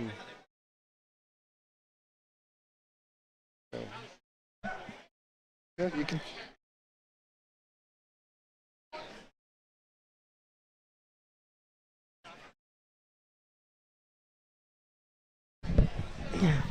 This is Warren McAvoy. He's you're what, the regional director for the Rocky Mountain region? That's correct. ICPC. Yes. And he's also one of my compatriots at the university, Colorado Mesa University. We now work together. We do work together. Well, I mean, technically we work together. I was in a different department. That's true. Now we more closely work together. That's true. So, what do you think of the entire ICPC World Final setup in Moscow? I think it's pretty remarkable how much infrastructure is in place for this contest right now. There's a bunch of usual suspects that we see kind of running behind the scenes, that I imagine a lot of the contestants don't notice, but they're sort of happy that exist if they were ever asked to think about it. So, like what type of people behind the scenes that they would not notice but are important? So there's the it's just there are facilities, people that are making sure that all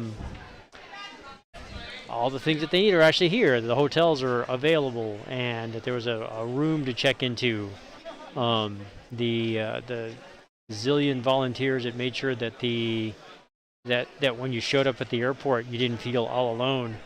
Oh, and yeah, that was one of the things, getting off of the plane and going through border and customs and everything. I was tired, and I was intimidated. It was kind of scary, just foreign country, and then getting greeted by the Russian volunteers in the airport. It was nice, and they made us feel welcome here. Exactly. It's a big step. Like, you travel a long ways, right? And you don't really know how that next thing's gonna be, and it is a really nice thing to just like see someone who's like, oh yeah, I belong with you guys.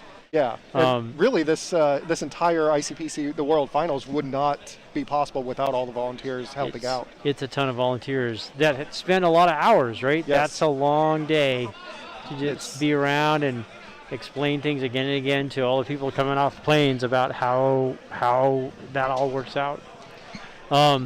Yeah, and then just sort of on up the stack, right? The I don't know, network right? It's ridiculous how much data flows around this thing right now. Oh, yeah, Mostly because of us. Yeah, the bandwidth is quite high. A lot of it is video feed, and so there's just a bunch of data that needs to be managed. And what are some of the other ones that come around?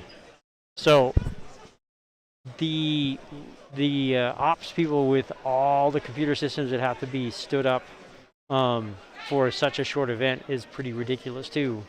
The idea that essentially every person here is a computer that had to be set up for each of the contestants, right? Well, yeah, because each team has 3 computers, right? And so each team has to have 3 of those, and all of those have to be secured and be able to talk to each other, but not talk to other computers.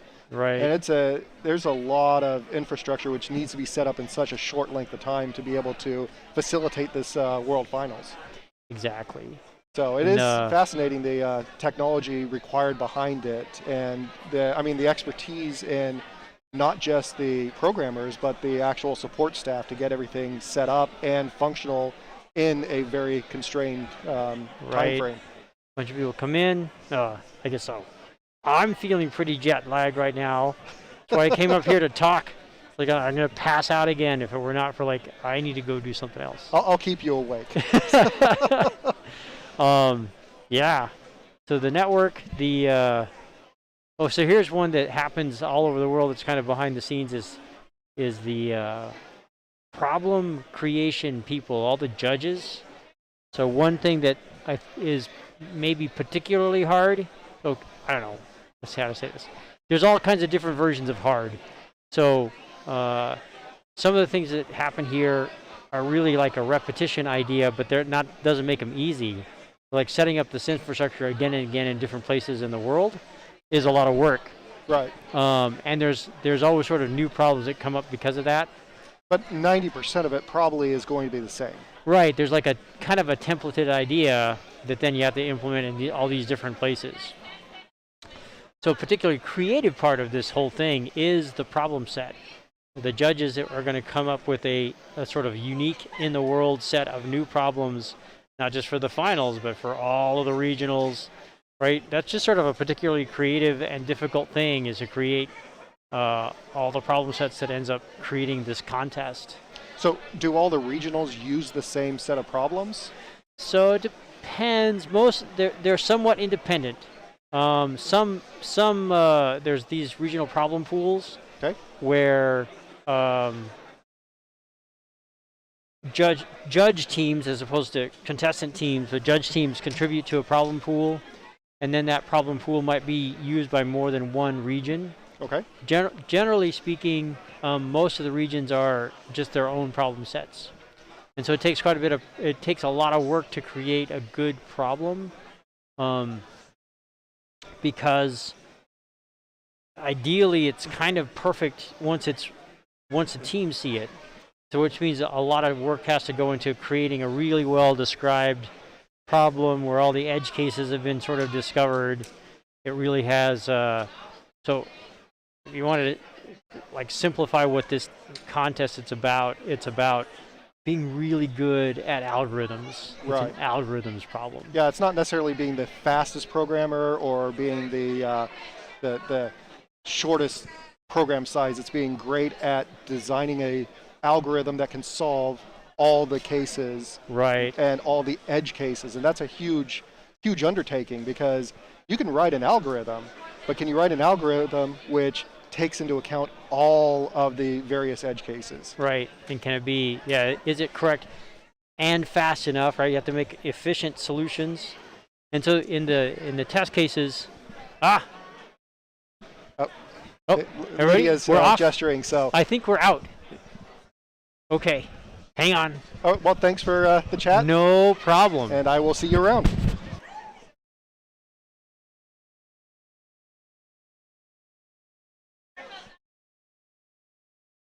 Is Tourist 2 in Moscow for World Finals? So some of the schedule for the World Finals will include tourist opportunities, and there will be groups that they'll go around and see different things. Flip the headset around. Yes.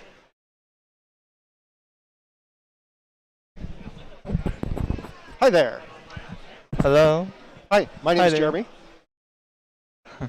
my name is Sungyeon Cho. Soo-young Cho. Yes, yes. Oh, well, it's great to meet you, Soo-young Cho. Where are you from? I'm from South Korea. South Korea. Did you fly from South Korea to here today? Or Yes. yesterday, probably? Uh, 2 days ago. 2 days ago. Oh, okay, so you've been in Moscow for 2 days already. yes. How was your trip? The flight was slightly long, Slightly about long? 9 hours. So. 9 hours. I had a 24-hour trip Oh, because I came from Colorado. Colorado. And so I had to bounce around planes, and it was about 24 hours. So, well, including layovers. Did you? Was it a non-stop flight from South Korea to Yes, Moscow? it was direct flight. It was a direct flight. Okay. And so you came to Moscow. Was this your first time in Moscow? Yes, it's first time in Moscow. Okay. Have you been to Russia before? Yes, I have been St. Petersburg. St. Petersburg. Oh, St. Petersburg. Yes. And what do you think of St. Petersburg versus Moscow? I think St. Petersburg is more European, I think. More Europeanized? And so that was described, and it's also been described as kind of imperial in style. And so you've been to Moscow for 2 days. What do you think of Moscow? I've been Kremlin. Okay. And I think it was really great. And in fact, I took a course in South Korea about Russian culture. Oh, okay. So, and this was my first time to see Kremlin in real. So it was really impressive. Okay. Yeah. So, learning about Russian culture and then actually traveling to Russia and experience it, that's probably got to be a unique feeling for you. Yes. Well, that's enjoyable. That sounds great. So you're from South Korea, and is this your first World Finals? No, it's my second World Final. Oh, okay. I've been World Final 2017. Oh, okay. Was that the one in St. Petersburg, or was it a different one? It was in Rapid City in. Oh, Rapid City, Iowa. Yeah. South Dakota. Rapid City is in South Dakota. That's right. I don't even know where my own cities are located in the U.S. Rapid City, South Dakota. So how did you do in your previous World Finals? Yes, I did pretty well. We got gold medal and. Gold medal? Yeah, third. Oh, so first place. Wow. No. Third. In ICPC, they give gold medal to until fourth rank. So we was third. So you were third place. Third place. Okay, well that's still quite impressive to be third in the entire world. And so this is your second World Finals. What sort of preparation are you doing for this? Yes.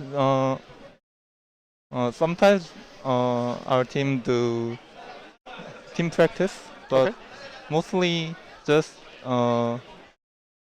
I do take individual online competition like Code Forces or Caddis problems or something. Yes. So just solving problems. And so that's what you do to prepare for the contest, the competition. Yes. And so there's 3 of you, correct? Yes. Okay.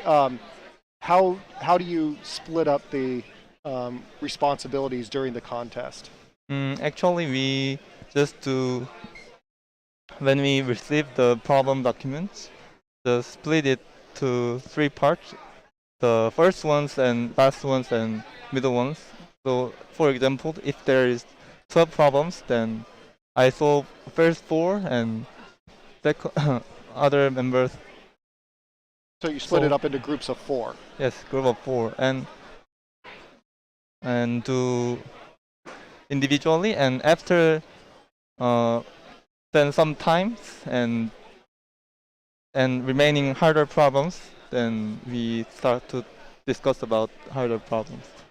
When you see the problems, how do you know which one is an easy problem and which one is a hard problem? Uh, I our team is not very great at English, so at first we just read simple problem to read.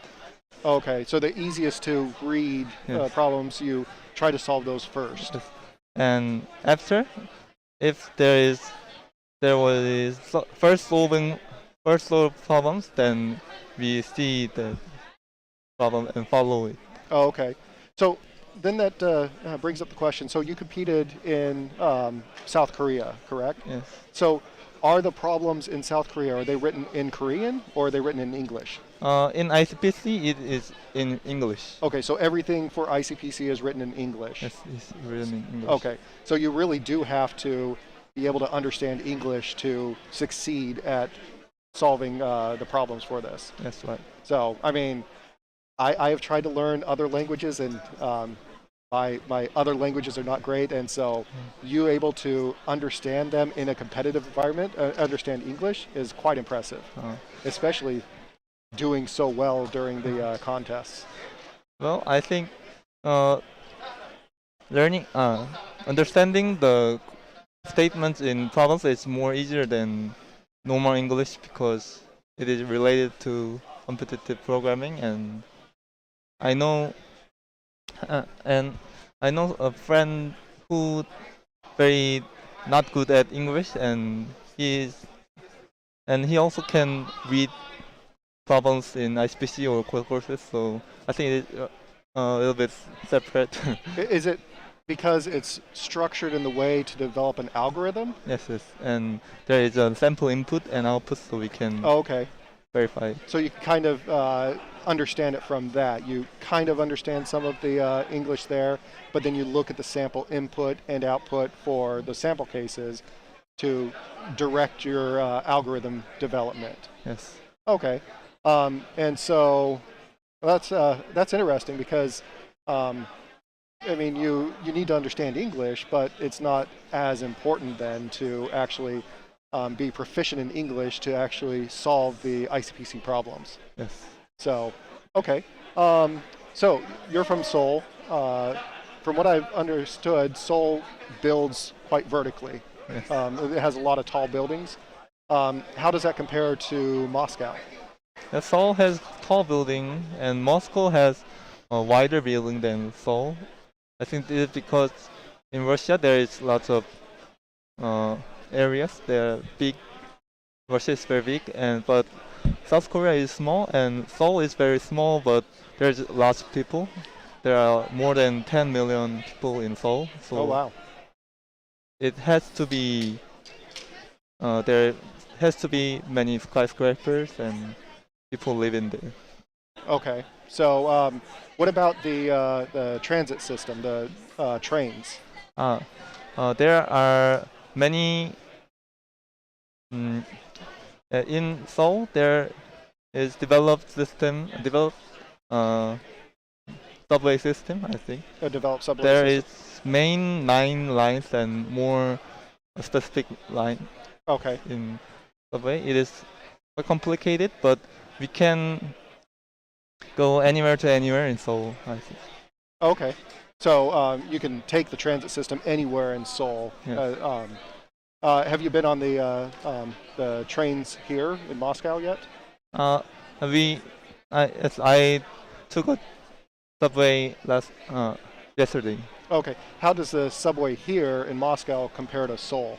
It is similar, but in Moscow there is escalator is much faster than Seoul. Oh, the escalator is faster? Yes, in Moscow. Okay. So the escalator goes down quite deep into the ground in Moscow. Is that similar in Seoul? Yes, Moscow is usually more deeper than Seoul, but there is some stations in Seoul they are deep. Okay, quite deep. Quite Yeah, deep. so going down into the subway seemed to be quite an adventure. Well, it was great talking to you. Good luck in the contest, and I look forward to seeing how well you perform. Thank you. All right, thank you. Thank you.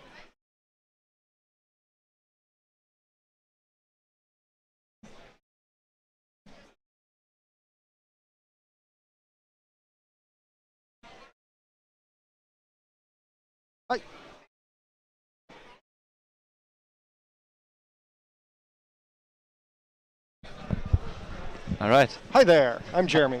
Hi, I'm Florian. Hi, Florin? Florian. Florian. Yeah. Ah, where are you from, Florian? I'm from Germany. Germany? From Munich, yeah. Oh, Munich. And so you traveled all the way to Moscow. Yeah, actually, I come from the US because I'm right now. I was staying in the US, and then we had like even a longer trip to to Moscow. Yeah. Where in the U.S.? At Boston. I Oh, started like since like qualifying. I moved to the US, started a master's degree there. So now I have like a bigger trip, but still here I'm representing Munich, Technical University of Munich. Yeah. Oh, okay.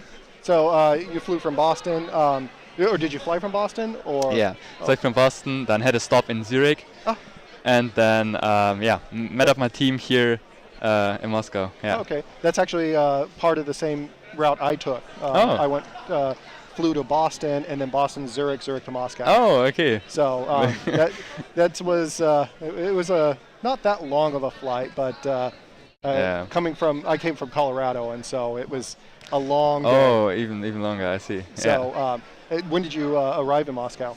Yesterday, like at 5 p.m. Okay. It was like we landed, and then till we got through the passport control, and I think we arrived in the hotel only at 10 or 11 p.m. Oh, okay. That was also a long trip. We started on Thursday. There was like time differences and stuff. Yeah. Yeah, because I left Wednesday morning and arrived in Moscow Thursday evening. I see. Because of time change and Wow. do you have any jet lag? So far it's good. I don't know. I feel like the excitement, is overplays everything. So the so far adrenaline. it's good. Once that wears off, then you're going to. Hopefully not during the contest. I hope by then it's fine. Well, you still have a couple of days until the contest, so you should be good. Fortunately, yeah. So, is this your first World Finals? It's my first World Finals. Yeah. Well, welcome. Thank you. What do you think of the entire ICPC World Finals? So Wow, far? it's a huge event. Looks like the half of the city is, ICPC city here. Yeah, I'm really excited to be here. I think it's really cool to meet all the people from the entire world. Yeah.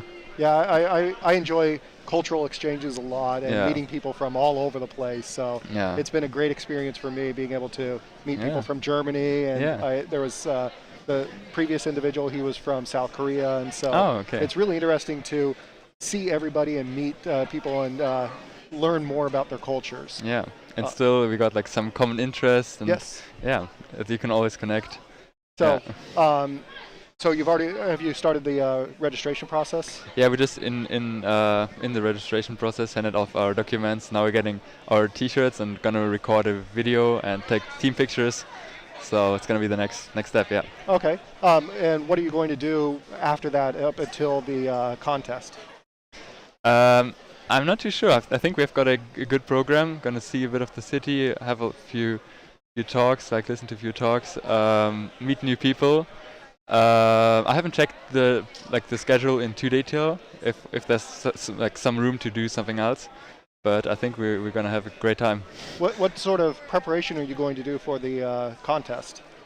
I mean, now I think the preparation is more or less close, so we're not gonna do like a practice contest. I mean, there's gonna be a practice, technical practice contest, but we're not gonna be studying in the night before. I think that's now more or less, mentally prepare, and then we're gonna be ready for the contest. You're gonna relax, clear your mind, and then go into the contest with a clear, refreshed mind. Exactly. That's gonna be the plan. Yeah. So, is this your first time in Moscow? Yeah, it's actually the first time I've been to Russia now. Oh.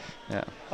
What do you think of Moscow so far? Oh yeah, the city is huge. I haven't we went through the city. I've only seen part of it today, and a bit from the bus yesterday. But a lot of beautiful buildings and big city. Yeah, but I really like it so far. Yeah. So you mentioned a lot of beautiful buildings. I'm a huge fan of architecture. What do you think of the architecture in Moscow? It's very. I don't know how to express it. Very majestic. Something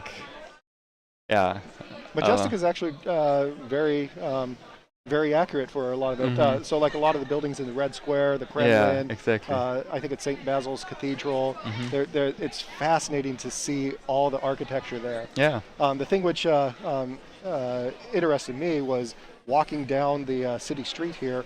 All the buildings look very similar. They look very, Soviet style, and well, the definite Soviet style. Yeah. So, and then trying to figure out what was a store along the there. I see. It's a little hard for me to understand I see. because I don't notice the stores there. Yeah. I don't know if you've noticed that at all. Yeah. It blends in very well, I guess. Yeah. Also, like we're staying at the World Trade Center, Crown Plaza, I think is the name of the hotel. Oh, the Crown Plaza. Yeah, and like on the other side of the river, there's this. I think it's the Radisson Hotel. Okay. It looks like a official like like a big building, but it's just like a hotel. But it has it looks like a government building. Yeah, exactly. Oh, okay. Because like the high tower and like yeah. But I think it just blends in, or like not blends in, but like it's like the style here. Oh, okay. So yeah, I thought like this must be like a state building or like government building Right. or like thing, but just a normal hotel, I guess. So yeah. Yeah, and that's what I've noticed about a lot of the buildings Yeah. is they all look very similar and very industrial and Soviet style, and it has its own unique charm. Yeah. Some people I've talked to, they've been to St. Petersburg, and they said that it looks completely different there. Oh, okay. It I looks see. more imperial and more Eastern European style. So it's just fascinating to see how they differ just in the same country. Yeah. Because I mean, I'm from the U.S. and Yeah. so I'm used to the U.S. style Yeah, I and see, I seeing see. different buildings. How does it compare to? How does Moscow compare to Munich? I guess in some respects it's like similar. That's also Munich also has a lot of old buildings, so like traditional style buildings, and it's also like a dense city in like terms of like a lot of like densely packed, but still I think like here it's like you feel like, at least as I feel like Moscow is like way bigger, like way like the streets are very wide, Yes. it feels like a bit maybe that's the German thing, that the cities are like more compact in terms of like smaller streets, Smaller square kilometers Yeah, versus exactly. Moscow seems to be like spread out a little bit everything, more. starting from the streets to like the entire like size of the if you go from one side of Moscow to the other side, it takes you like, I don't know, 2 hours, 3 hours. It does takes a while because you probably flew into Yeah. and I'm gonna not pronounce it correctly probably, but Yeah, exactly. Domodedova. In the south, yeah. Yeah, and so the bus ride from there was it says it's an hour, but it was closer to 2 hours. Yeah, I think. exactly. We stopped at some other place and then to get like to another hotel, and then I think it was 2 hours for us. Yeah. Oh, okay. But we saw a bit of the city, but it's also already dark. But yeah. So what did you think of the traffic? Yeah, at some point I was like, if we just walk, maybe it's faster. You might get there faster. But yeah, like a lot of cars, and it didn't, like yesterday evening was like we're just stuck in traffic for quite a while. So Right. Yeah, I actually visited Munich once. Oh, and I didn't drive in Munich, but Okay. I remember walking along there, and it didn't seem to be nearly as No, packed as what it is here I with don't the know. cars. I don't know. Also, like I studied in Munich, but I didn't have I didn't went by car to the city, so maybe that's also different. But I think like there's only like one lane or like maybe 2 lanes, and here's like 4 lanes. But still, it doesn't like it's still most of the cars are just standing and like, waiting for a green light. So. Yeah, it's almost like you could walk across the 4 lanes, but once you do that, some cars are going to come zooming by. Yeah. They do drive quite fast at times. Yeah. when they drive, yeah. So let's see. Have you eaten the food here yet? No, I think no. I mean, I've eaten the food here, like in this building. Yeah. So, what do you think of the food at ICPC? Yeah. At ICPC. Oh yeah, I think what was quite nice. We had some sauerkraut. I did eat the sauerkraut. That was actually it was good. I was like, oh yeah, we don't have that in the US, so I haven't seen it. Yeah, the sauerkraut in the US. When I went to Germany and I ate sauerkraut there, and then I go back to the US and I eat it there, and it's completely different. Yeah, so I was reminded of the German dishes. Yeah. Because we also have that in Germany. Oh, like okay. the potatoes and sauerkraut. So yeah, I liked it. Oh well, that's great. So let's see. So when you actually are competing, you'll have it's you and two other teammates. Exactly. Yeah. How are you going to split up the duties? Yeah. So actually, with one teammate, his name is Gregor, and he's more, thinking, solving the problems, and then we have like two. It's like me and Tobias, and we are more like we actually code, and Gregor is just just thinking mostly. So I'm Tobias and me, we split up the coding and implementation, and of course also solving. I'm Tobias more on the dynamic programming side, and I'm more on the other rarer other algorithms. But basically, if we'll see. With some specialties, but it's not so extreme. So yeah. Okay. We'll see. So you and I think you said Tobias. Tobias. So yeah. you'll be the actual coding. Actually, we will only we two will be coding. Like okay. This year they changed the rules, so like we have like 3 computers. So might not be the best idea, but still, I think it's better if you have like more experience. That we just have 2 people coding instead of 3, and then you can more focus on training programming. The other one just training on coming up with these solutions, and then you make less mistakes. You have more experience of implementing stuff. Yeah. So which language are you going to program in? Yeah, we're going to program C++. C++. Everybody I've asked that question always says C++. I think that's the majority. Yeah. So why C++? I mean, what are the alternatives? I mean, if you use like Java or like Java, maybe you can still solve the problems, but if you use Python, you might just run into issues that like you have the right solution, but you're unlucky and the time Python is too slow, so the time limit. Yeah, it's too slow for the competition. So I think with C++ you're on the safe side. You can optimize it well, and then it's gonna run as fast basically as possible. Right. And yeah, it's just like maybe it just happens like one time in like maybe 20 or 100 times that it actually happens, that the language is the reason why it doesn't succeed. But if that happens, that's really annoying. So we just start with C++ and just you're on the safe side. And yeah, well, I'm no like C++ expert, but I know the stuff that I'm gonna need for the programming competition, and then just gonna use that. Well, in the World Finals, you definitely do not want to make mistakes, because the competition here is going to be quite tough. Yeah. I mean, you're obviously one of the top teams in the world to make it to the World Finals, and everybody else here, they are some of the best programmers or competitive programmers in the entire world. So you want to take every little advantage you can. Exactly. You not want to miss like any points on because of the language. Right. Yeah. So when you actually get your questions, the problems, how do you determine which problems to solve in which order? So we started reading in parallel. So I start from the beginning, and the others start like at the other positions, and then we decide if there's some problem we're really confident that we can solve it on our own, and we see it, then we just the one person's gonna just start doing it. If we feel like, okay, I've got an idea, but maybe I'll discuss it with someone else to make it more finalize it, then we discuss it in 2.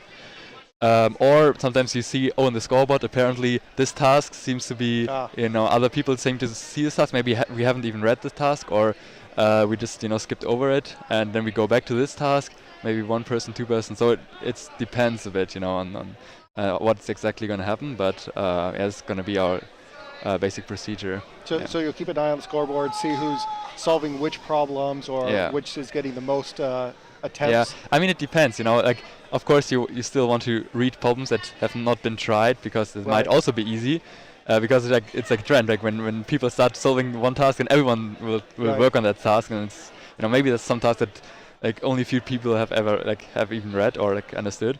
So we still want to look for these tasks, but probably if half of the teams have already solved one task, you should also have a look at it, Probably. Yeah. So that's always like a trade-off, but. Yeah. Okay, so it is quite interesting, and it was great talking to you. She's gesturing to wrap this up. Okay, cool. Well, good luck, Florian. Thank you. I appreciate you sitting down and talking. Yeah, sure. And good luck. I will definitely be, I tell everybody I'll be rooting for them, and so I will be rooting for you, but I hope you do great. Thank you. Thank you. All nice right, to meet you.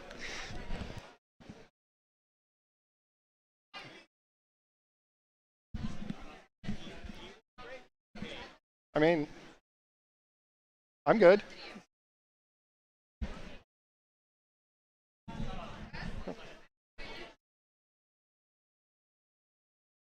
put these on? Yes. Hello. Hi. Hi, I'm Jeremy. Nice to meet you, Jeremy. I'm Darren. Hi, Darren. Where are you from? I'm from Texas. Texas. Yeah.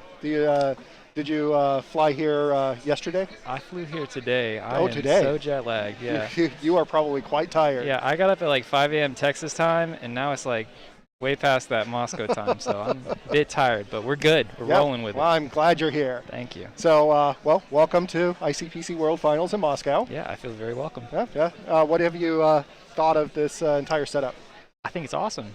I'm loving the backpacks. I like the merch. I like the food over there. Food It is seems really like good. you'll have a really nice system going. I'm having a good time. Well, that's great. What school are you from? I'm from UT Dallas. UT Dallas. Okay. And is this your first World Finals? This is my first World Finals. Wow. Yeah. Congratulations. We recently qualified again, but I'm a coach this time Oh, rather okay. than a participant. This time I'm a participant. Oh, so you're a participant for this one? Yes, And you're a but- coach for the next one? Yep. Oh, okay. Well, congratulations. Thank So you. you will actually get to go to two, Yeah. but you only get a program in one. Yeah. Happy to program in one, though. Really glad I squeaked by on my last year of eligibility. So what are you how are you going to prepare for the contest this time? So I have a lucky pair of underwear that I wear for contests. Really though, I have a really great set of coaches that help us prepare, solve problems with us, and we do a lot of problem sessions, just solving as much as we can. How did the coaches actually prepare you for it? They give us problem sets, they tell us stuff to work on, show us interesting problems. Like they're as involved in the process as we are. It's like they're participating to learn as well. Okay. I think that's a big part of it, is like coaches trying to make it a learning experience also. Okay. So for the actual contest, what language are you going to program in? So I'm the resident Java guy, and then my other two teammates are C++. I do that so we can have like big integer and we can have some geometric packages that C++ doesn't come with as easily. Right. But yeah, so a mixture of C++ and Java. Oh, okay. But probably primarily C++? Yeah, primarily C++ for the team, but I myself would be Java. Right. Yep. I mean, really, once you learn one programming language, the others are very similar. They all fall into place, yeah. Especially C++ and Java. There's there's differences, but algorithms are algorithms. Exactly. As long you as can make them work. Yeah, so it's not that difficult. But I mean, it is a competitive programming, so it is more difficult in that sense. So I know what you mean, though. Yeah. Well, so you just got to Moscow. I normally ask everybody what they think of Moscow. What do you think of Moscow in the probably 1 hour that you've seen it? You know, I love it so far. I'm really excited to eat some pierogies. That's what I've been thinking about, like, since I landed. I really like pierogies. I'm like Russian and Polish, so it's. Oh, okay. Everybody loves pierogies. Have you had Russian food, traditional Russian food before? I haven't, but I've been researching. I'm excited. This is my second time ever being out of the United States. So where else have you been? So this summer I went to Amsterdam and Portugal and France. Oh, okay. So those were fun. Got to eat a lot of really good food there. That's kind of what I'm passionate about, is just eating a lot of good food and solving programming problems. I am very passionate about food as well. It's whenever I go to some place, I always try to find the good restaurants and good places all the to food. eat. Exactly. So what particular food so is it just pierogies you're looking for? That's the main thing I'm looking for here, is pierogies, but there's this other thing, this like cold soup stuff that I can't remember what it's called, because Is it not borscht? It might be. That's a beet stew. Yeah. Yeah, that stuff. Borscht is really good. Yeah, I want to try that. Beet stew with other vegetables and meat. It's good. I haven't had it here, but borscht is good. Yeah. So I definitely recommend that. Yeah, any other recommendations you have, I'd be glad to take them. But I do not know much about the Russian cuisine, but hey, no you sweat, can ask. me neither. All the volunteers here, or most of the volunteers, are Russian, and so you can definitely ask them, and I guarantee you they will tell you what is the best or recommended food. Awesome. So let's see, what else? So you started going through this process. Where's your hotel, and what is it like? We're at the World Trade Center Crown Plaza Hotel. I love it. My favorite color is purple, and there's like tons of purple accents everywhere. You see them on my shoes too. Oh yeah, your shoes are purple. Yeah. Represent. So I think it's awesome. I've only spent like maybe 20, 30 minutes because I like got there, put my stuff up, and then we headed over here to get all signed in. But I love it so far. Like that bed is calling my name. Yeah, you're gonna get done here. You're gonna go back there, and you're just gonna pass out. Eat and sleep, yeah. Eat and sleep, and then tomorrow you should be a bit more refreshed. Should be better, yeah. So how did you actually get here? Did you walk from the hotel to? We took a bus. Oh, you took a bus? Yeah, they have bus shuttles taking us. So. How long was the trip? It was like maybe 20 minutes. It wasn't bad at all. That's not too bad. Yeah. How's the traffic? The traffic wasn't so bad getting from the hotel to here, but getting from the airport to the hotel was awful. Like it was rough. Which airport did you fly into? SVO. Oh, okay, SVO. Yeah, and I just took a nap in the car, so it worked out. I was cool with that. Yeah, the traffic, when I landed, it was nighttime. It was, well, we actually got on the road at about 7 or 8 o'clock, somewhere around there. Bumper to bumper traffic almost the entire way. It's supposed to take an hour, and it took almost 2 hours. Oh, wow. It was not the most fun I've ever had. When did you get in? Have you been here for a while? Let's see, I got in Thursday evening. Okay. And so today is Saturday, so 2 days. Yeah. So was this like all set up when you got here? Or did you get to see them kind of setting all this up too? So they had the rope and stanchions. They had some of the tables set up, but it wasn't really set up here. Okay, so you got to see some of the process. Yeah, I got to see some of the process. And I'm also working with ICPC Live, and so we're doing the broadcast on the internet. Very cool. And so that's what I'm working to set up. And so all of this is new. I have eaten the food here a couple of times. And every time I ate it, it was great. But nice. It's a lot of food. It is different having bamboo utensils. There's a fork and the knife. That's cool. Yeah, so when you actually eat here, it has a packet. And I believe it's largely because of the COVID rules and everything. But it has a packet with a fork, knife, and spoon in there, but they're made out of bamboo. Yeah. I feel like all the COVID precautions have been like really good so far. Yeah, they have an awesome system. It seems like. Yeah, we'll have to get tested on a regular basis. Yep. But looking forward to that. I love getting my brain poked. Yeah, and so actually I've only had to do it once so far. But yeah, they poke your brain and then they do a swab inside of your mouth. And they get in there.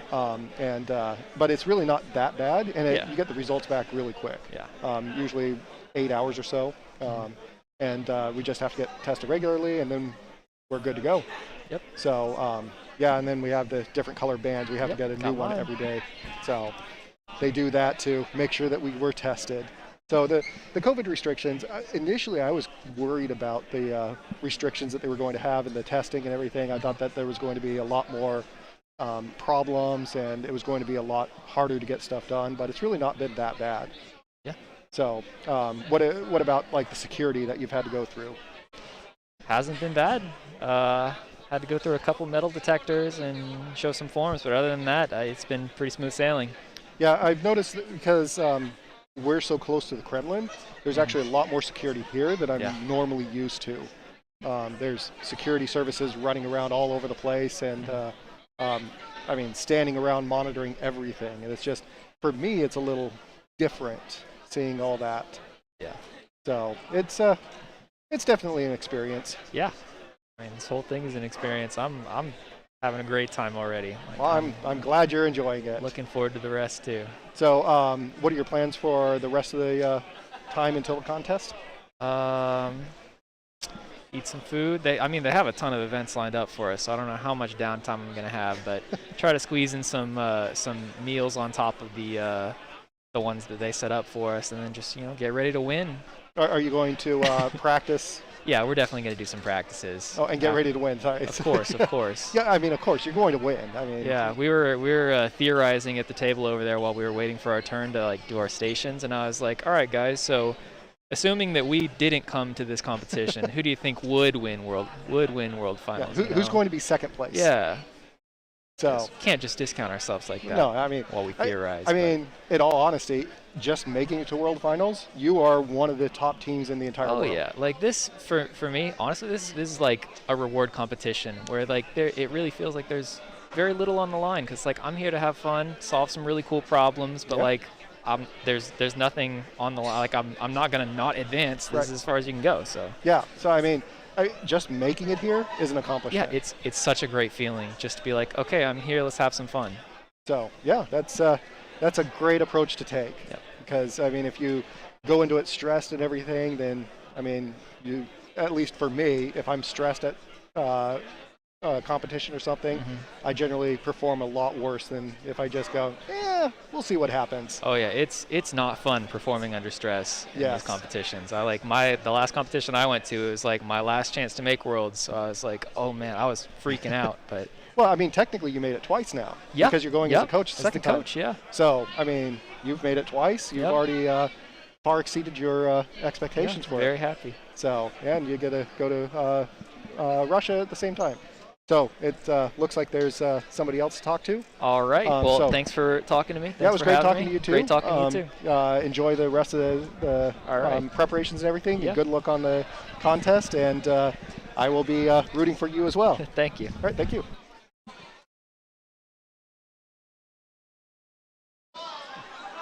Yeah. What? Yep.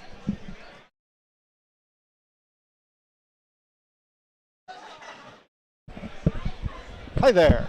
Hi, Hi, I'm Jeremy. I'm Carlos. Hi, Carlos. Where are you from? I'm from Argentina. Argentina. Yeah. Okay. When did you arrive at Moscow? I arrived on September 27th, a couple of days ago already. Oh, okay. So you've been here for a bit. Yeah, I've been here and I've been visiting different places in Moscow. Okay. Well, I guess first off, what school are you from? I'm from the University of Buenos Aires. University of Buenos Yes. Aires. Is this your first World Finals? Yes, my first World Finals. Okay. Well, welcome to Thank you. ICPC World Finals Moscow. So you've been in Moscow for a couple of days already. Yeah. What do you think of the city? I really like the city. I like the buildings a lot. Ah. They're very, very colorful, very different from what I'm used to. Oh, they are colorful. Yeah. Well, the older buildings, they're colorful. Yeah, right. The other buildings along the street, I haven't found them as colorful as that. They That's seem to true. be largely the same color. Yeah. So what has been your favorite part about Moscow? I think the Red Square. Okay. I don't know if that's what it's called. Yeah, that's Red Square, I believe. Yeah, I like that because, as I said, all the buildings nearby and around the squares are very attractive, I believe. Yeah, so some of those, I mean, they've been around for a long time. And also the metro, Ah. the underground. Yeah, it's very. I really like how often the metro comes. That's very.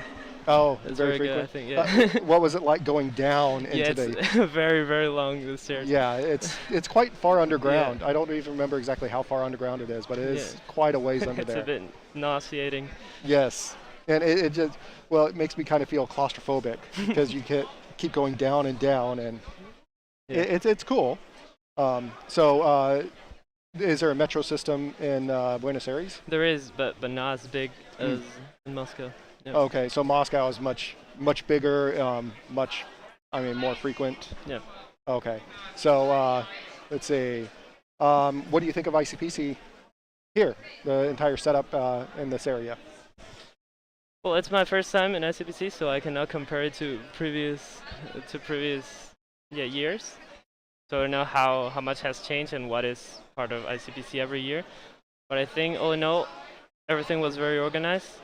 We're able to come here, which I wasn't sure about, but you made sure we could. So that, I think, is very important, very good that you managed to do that. Yeah, it's there's been a lot of people which work behind the scenes to get this all working as smooth as it is. I mean, it's mind-boggling the amount of preparation which goes into this. And even with all the COVID restrictions, it's still been a very smooth process, all in all. I mean, just going through all the stations, the COVID tests and everything, it's been interesting. Yes. So Interesting challenge. Yeah. Let's see. What about food? Have you tried any different foods here? The food that surprised me was, I don't know the name. It was a red soup. Oh, borscht. Borscht. That I didn't think it was going to taste very well because it was a red soup.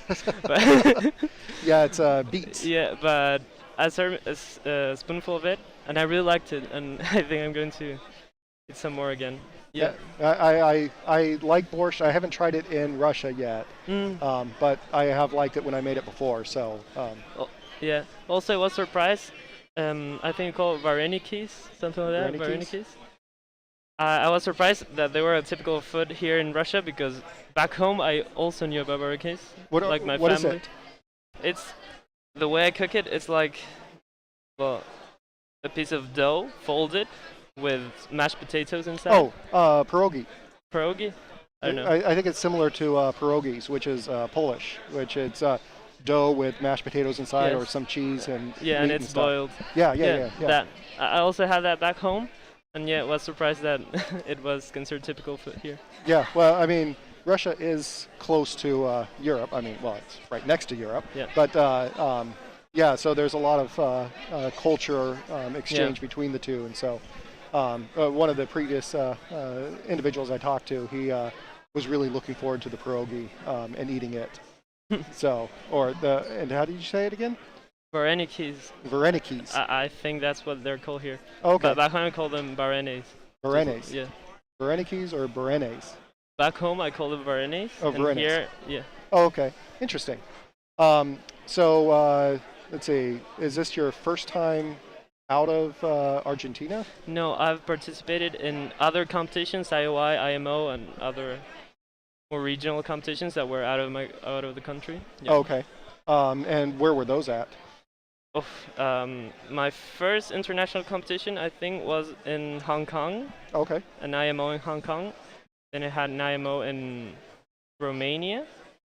Then an IOI at Japan.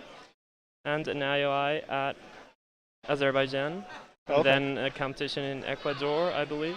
And I think that's it. Wow. And at Spain. Wow, you've been all over the place. Well, it's now it's your first time in Russia. Yes, it is. And so, yeah, that's quite exciting. So this is your first World Finals? Yes. Okay. Well, welcome. Thank you. Let's see. What sort of preparation are you going to do for the contest? Right now, nothing else. Nothing else. We already prepared, and now it's time to enjoy the World Final. So you just you're going to relax, clear your mind, exactly. and then once the contest starts, then you're just going to.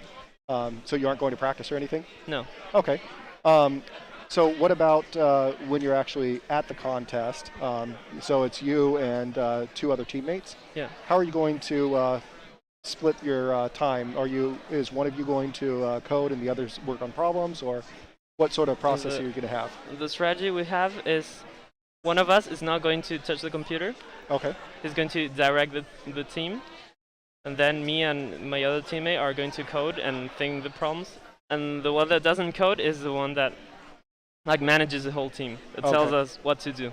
So once we finish doing what we're doing, we ask, what do you have to do? And he tells us, and then we do that. So we don't he's have like to your think about supervisor. it. Yeah, exactly. And he thinks of problems, of course, too. Okay. Yeah. And how do you determine, because there's a large number of problems, how do you determine which ones to solve in which order? We try to read them in parallel at the beginning. Okay. And then identify the first problems. Then after that, the main thing that allows us to determine that is the scoreboard. Oh, okay. Yeah. So you watch the scoreboard to see which ones are starting to get solved, and then you focus on those? Yeah. Okay. What language are you going to program in? C++. The whole team only knows C++. Yeah. Oh, okay. The whole team only knows C++. That seems to be the most popular language that I've asked individuals. Is a lot of them are going to do C++. Only one person said Java. So why C++? You just said that your entire team only knows C++. Yes. So. Yeah. It's the language we learned, the language we've always been coding at. So yeah. Yeah, that makes sense. Let's see. So the day of the contest, you'll actually just start sitting down there. I think there's 3 separate stations that will be at each of the desks. Yeah. And so 2 of you will be working on separate computers, just coding? Yes. At the same time? No, not just coding, also thinking of the problems. When there's something to code, we code. And when there isn't, we think of problems. Oh, okay. Yeah. All right.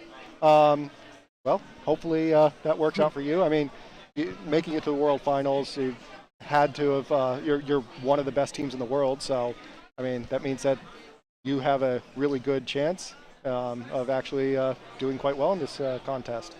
Thank you. So, well, it was great talking to you. I wish you all the luck, and I'll be rooting for you. Thanks. So, yeah, good luck and enjoy the time off until the actual contest. Thanks. Thanks for the interview. All right, thank you.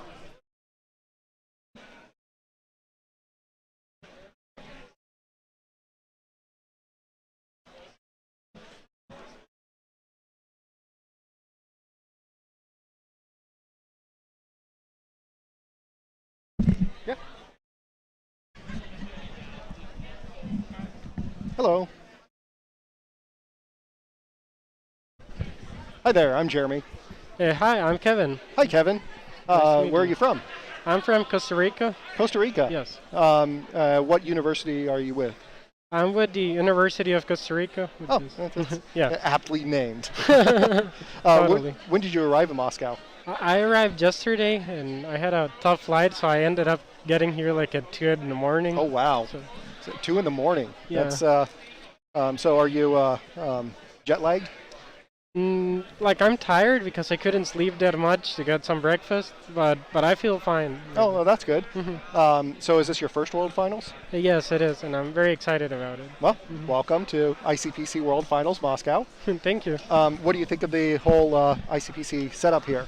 I'm completely loving it. Like I didn't expect it to be like this well organized and big and nice. It's a very nice venue, and yeah, I think it's the Russian, well, the entire Russian people. They did a great job getting this set up and getting it all functional.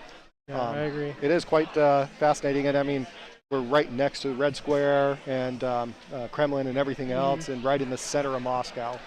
Yeah, and that's very convenient because sometimes I would like to go walk and see the city and everything, and this is like the perfect place to be in. Yeah, right in the center. Yeah, totally. So have you already gone through all the registration process? Yes, I've had. Oh, okay. So, and I see that you're, is that your university colors? No, these were just some colors that we found to be a good combination, and they would look good. Oh, well, Yeah. it does look good. The gold really goes off with the blue quite well. Thank you. Appreciate it. So, what are you most excited about here in Moscow, other than winning the World Finals? So, well, I'm very excited just to get to like know the city, try the food, experience a different culture that is, as long as I'm concerned, it's very different to the one that I've experienced in my life. So Right. that's very interesting to me. I'm also excited to meet the people because I know there's a bunch of very, very, very smart people here, and it would be nice to get to know others that have the same interests as you. Well, you're at a you're a competitive programmer. You're at a competition for competitive programmers. Exactly. I think you could probably find somebody that shares similar interests. Yeah, totally. And not only that, like I like to play chess. Everyone's playing chess upstairs and really? stuff like that. So Oh, I should go up there and play chess really badly. yeah, totally. I'm not that great. I enjoy chess, but I'm not that great at chess. Yeah, that's okay. So, so you mentioned you want to try all the food. Any food in particular that you want? Not really. I'm up to anything basically. Anything? So, what normally is your favorite food? So, well, normally like an usual Costa Rican plate looks like rice, beans, salad, maybe a piece of meat or something. That would be like our classical dish. Okay. And that's something I enjoy very much. But if it was like more of my favorite food, maybe some sort of soup or something like that. Like it would be harder to define, but okay. Yeah. So several people have mentioned that they want to try borscht, which I don't know if you've heard of that. No, not really. It's a traditional, I guess, Russian dish. It's beet soup. Or it's kind of a stew made with beets. It's actually quite good. I haven't had it here, but I have had it before, and it is really good. So I definitely recommend that. Thank you very much. I'll definitely do. So let's see. So have you tried the food here at ICPC? Yes, I had some like chicken and what's the word for this? Like fries, but potatoes. I mean, yeah, fried potatoes. No, just regular potatoes. Oh, just regular potatoes. And they had like some salad and very good desserts. I enjoyed the food. Yeah. Okay, well, that's good. So what sort of preparation are you going to do for the actual contest? Well, right now there's not that much preparation that we can do because there's just a couple of days to go. But before, what we did was we would go through past contests and try to recreate the exact conditions and try to practice the problems and see what are we failing in and really trying to work on our team dynamic so that we can work well together. Oh, okay. So what sort of team dynamics were you working on? So at some point we realized we have a team member that is a little bit better coding, and like there's other people that do better at just the problem solving aspects, and then other people that are good at reading the problem and extracting some information, and just even some people like are very good at listening to you and finding what are your mistakes in your reasoning and stuff like that. Right. So we like work through finding everyone's weaknesses and strengths and try to use them to maximize our outcome. Okay. Well, I mean, you are one of the top teams in the entire world, so it definitely works for you. Yeah. Thank you. So, what language are you going to program in? So I would think C++. If for some reason there was a problem with big numbers or something, we would probably use Python. Oh, okay. But mostly C++, yeah. Yeah, a lot of people seem to overwhelmingly prefer C++. It has a lot of advantages, and it's a very quick language, so it's pretty nice. And it's not really that difficult to program in. No. It's pretty nice. Once you get a grasp of it, it becomes a very comfortable language to work on. Right. So how are you going to actually approach the problems during the actual contest? Well, so right now, or on the very first minutes, we're going to try to read through the problems and find the easiest one so that we can start working on it and try to solve it. How do you determine that the one is the easiest out of an entire stack of problems? How do you identify the easy one? Well, usually, since this is like a speed kind of thing, we usually try to see like if the problem statement is too long, maybe we won't read it, or if it's from an area that usually gives hard problems, we would just go through it pretty quickly. Also, like look at the input and output. That usually gives like a hint of what the task is going to be. Okay. And yeah, I would say mainly that, but also just like going through the problem and seeing this looks reasonable. Like maybe I can tackle this problem. And maybe you didn't find the easiest one, but at least you find something that you know you can try to solve in a reasonable amount of time. Right. So that's okay.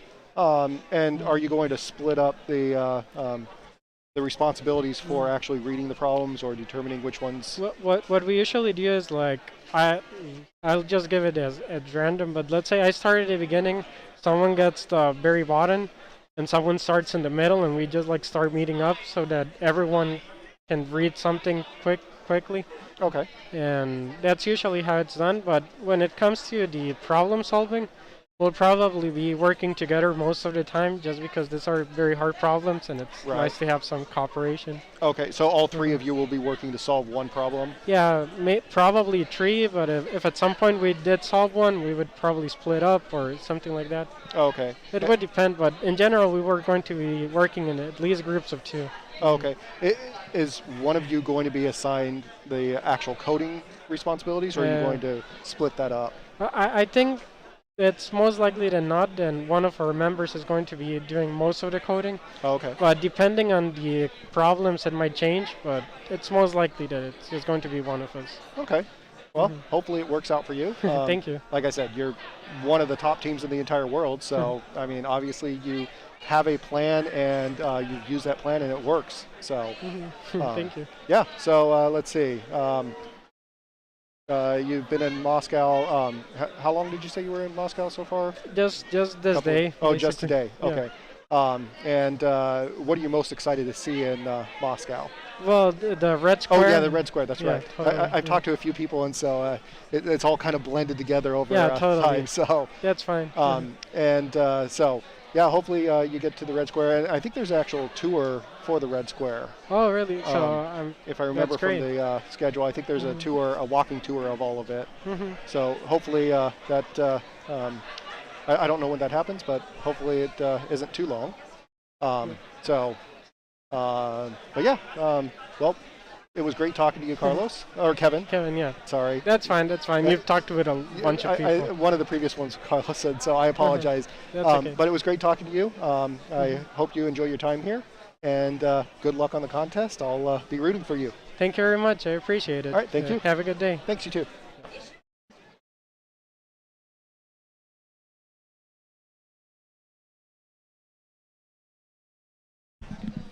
Did you want to?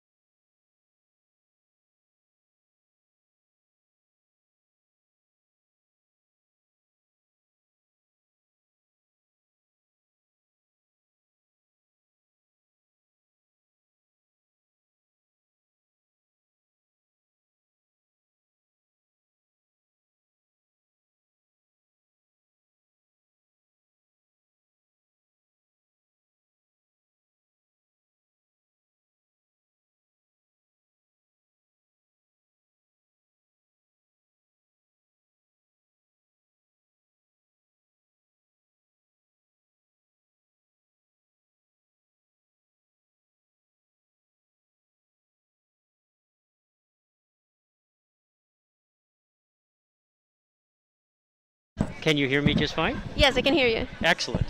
Okay. So hello. Hi. So we're part of this part is the ICPC live, and so we do the streaming video for the contest. Yes. So this is what is shown on like YouTube and things like that. hmm So what got you? I guess so. Please introduce yourself. So what is your name and where are you from? My name is Giovanna, and I'm competing for the University of São Paulo, so that's in Brazil. Okay. And so what was what got you started with being a contestant here? Like what got you to be on a team or? Once I entered the university, it was a pretty obvious choice, just because I really like mathematics, I really like competitions. I didn't even know how to code, but I entered computer science. So it was something I had to try, and once I tried, I fell in love with it. And for this team, the opportunity came more recently. They are both really good. They both have been to World Finals before. Oh, very good. And they selected me to be part of their team, so it's been really fun. So you're saying that your background is more of the mathematics part, or is it something like what? Just before entering university, now it's mostly computer science. Okay. Okay. And so they needed so they're a team of two, sort of, is what you're saying. Yes, actually, Cesar transferred universities so he could make a team with Arthur. Okay. So, oh, really? Yes. It's like they had a plan. Yes, they had a plan. They were both really, really good. They both had done Top Latin America before, individually. Okay. So one year was Cesar's team, one other year was Arthur's teams, and then they came together. Decided, okay. They put me in the mix, and we won another time. Nice. Yes. Okay. So then how, what year of school are you in? Like how many? I just graduated, actually. Oh. Yes. Okay. So so you are finished. Yes. And so you would have been going. I mean, this is this championship is delayed. So so was it hard for you to get here? Like, are you working? Was it hard for you to find the time to come to the championship? Not a lot. The I'm World actually Finals? I'm still in Brazil because I wasn't able to move yet because of COVID travel restrictions. So that made it a little bit easier. Okay. It was obviously scary because of immigration, but I think everything worked out pretty smoothly. Coming Okay. here. So when you say scary, you mean like? I guess I'm not sure what was scary about the. Just getting immigration, having problems, PCR tested, getting COVID is very scary. Yes. Okay. So then, I agree. Getting COVID is a scary thing. I'm just so I guess I'm curious. So are the COVID immunizations like? Do you have your immunization now? Yes, and now I have the second shot. I actually traveled to my parents' state so I could get it earlier. Okay. And so I could get totally immunized before coming here, but that was not the plan. Initially, Nice. I thought I would only have one shot because vaccination is kind of delayed in Brazil. Now it's getting a little bit better. Is it getting better? Yes. And sorry, I don't know if you said it. So where you said São Paulo? Yes. So I just don't know whether you said it on the feed yet. So, okay, so you're from São Paulo. So how's how like closed down is it? Is it doing okay? It's pretty closed down. We still don't have university classes. They might start again next semester. Okay. But I won't be back. I already Because you lost half my finished. yes, I already lost my graduation, but that will be it. At least now, where I'm going to, things are probably going to be more open. So Okay. I'm excited for that. Okay. So then, so you certainly feel like you must have gone to quite a bit of work to get yourself to here. I mean, Mhm. especially because of the immigration and all the testing and that sort of stuff. You feel like you did any particular preparing for the contest? We did here? a lot of preparing for into the Latin American phase. Okay. So just to win the contest itself, we really trained a lot. But in the past few years, it has been more difficult, especially because one of our teammates has been working, and then we've kind of gone our separate ways. But now we just train a little before coming here, and we're hoping for the best. Good. I would think so. So, being a participant in a contest like this has to be sort of its own reward. Like certainly the idea that you have to win somehow at this level doesn't seem like it needs to be that important. Like obviously for some teams, like that can be a goal. Yes, definitely. We wanted to win our university's selection so we could go to the sub-regionals. We wanted to win the sub-regionals so we could go to the regionals. We wanted to win the regionals so we could go to World Finals, and now we're here. we just gotta do our best. There's nowhere else to go to. Exactly. It finally ends. So are there things like in particular that you're looking forward to for being here? Like to see the city? Are there other things that you're trying to spend time to do? I would love to meet other contestants from lots of other places. Okay. I think that would be really nice. So try to make new friends, new Good. connections. So have you found some place, like have you tried the like what steps do you think are working or might work or to make that happen? Like what places have you had some chances to talk to other people? Oh, absolutely no idea. I just continue being friends with the other Latin American people like it always happens. I think it's kind of natural for us to hang around. Yeah. Yes, just naturally stick together for some reason. It always happens. It is interesting, right? So how do you break out of a group, right? Yes. And say, okay, everybody try something new, just at least for a few minutes. Yes, and I think everyone's pretty nervous as well, so. So I would imagine that there are the more group activities and there's the space upstairs.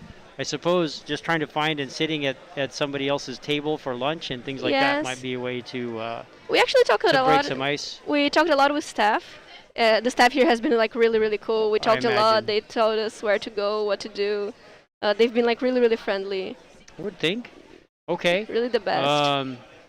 So then where do you said you're going to be well, you are finished. Mm-hmm. Do you have so where do you think you might end up like with your career or your life? Like are you going to live in Brazil? Are you planning to live somewhere else? I am now starting a PhD program in Hong Kong, which is an opportunity that came very nice. Yeah, it came really last minute, but it's been really fun, and now I'm moving like this month or next month there. Okay. But after that, I really have no idea. I'm just letting life take me wherever it takes me. So have you met anyone? I don't know. Is there a team from Hong Kong here? I actually also don't know. There's none from the university. But it's good because I can keep competing now for a different region, for a totally different region. Right. Well, and I guess expanding that idea is just like, just the idea of knowing someone in the new city that you're moving to seems like a great idea.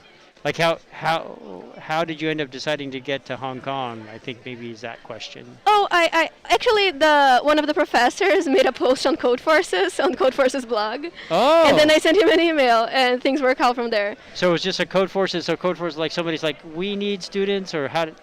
Like if anyone is interested, send me an email, and then like interview and stuff, apply for grants. So that was basically like a coach essentially, or one of the professors that was at Tokyo. Which university, sorry? It's University HKUST, so University of Science Technology. And they posted the Codeforces, and you happen to be participating in the Codeforces, and you just saw it's like, what? Yeah. Why not? That's pretty much it, and it's cool because there are other competitive programming in the research group now, which is really nice. We can make teams, we can continue competing. I think we all have some more tries. So then, how many contests have you been in? I've been to 5, maybe 4, but I'm still, I think it's 4, but one of them didn't count because of COVID. Okay. And I'm also pretty young, so I can go to, the other one can be in a couple of years. I'm 21 now. So you still have time. That's interesting. So you're entering the PhD program, but you're also thinking you can compete for a little while. Yes. Just because of kind of starting, I will say, it sounds like maybe starting a little late, like from... I started young. Okay. So then, so you have time. Yes. And so then what's your PhD plan? Like what area do you think you'll be studying? Well, we're still defining that. Now I've mostly been reading about parameterized algorithms and cache data packing optimizations, those kind of stuff. Okay. But it's always like algorithmic and like algorithm design and complexity theory. I think it's where people that come from a more competitive programming background end up gravitating towards. I would say that seems absolutely true that this contest very much focuses on being good at algorithms, right? Yes. That seems like the core thing. I guess what's the next thing? So in your part of contributing to the team, what are some of the important things that you feel like maybe makes a team work, or what is your part of contributing to that group? Like what's some thoughts about makes your team strong? I think there's a really wrong idea in some universities that a team is made of 3 people that are really good individually, but they don't think that much on how the people fit together. And I think a good team is made of complementary parts. So having people that are different, each one at their thing. So for example, I can't do strings for my life, but we have Okay. like very good string people in my team and data structure people, and I have to deal with flow problems and geometry problems. Those are like my kind of responsibilities. And we all think very differently. So Cesar's really, really good at implementation. Arthur's really good at math problems, and we kind of complement ourselves doing the test. And I think that's really important. It's not Okay. like just 3 people individually making a contest together. It's about working It's about as working a team. together and Yes. finding the things that are efficient for each of you. Yes, and making each other better, right? We Very can work much. with each other's strengths. Okay, so look, thank you so much Thank for you. participating in this, and enjoy the contest. I hope you find many people that you connect with. Okay, thank you. Thank you very much. Okay. Bye-bye.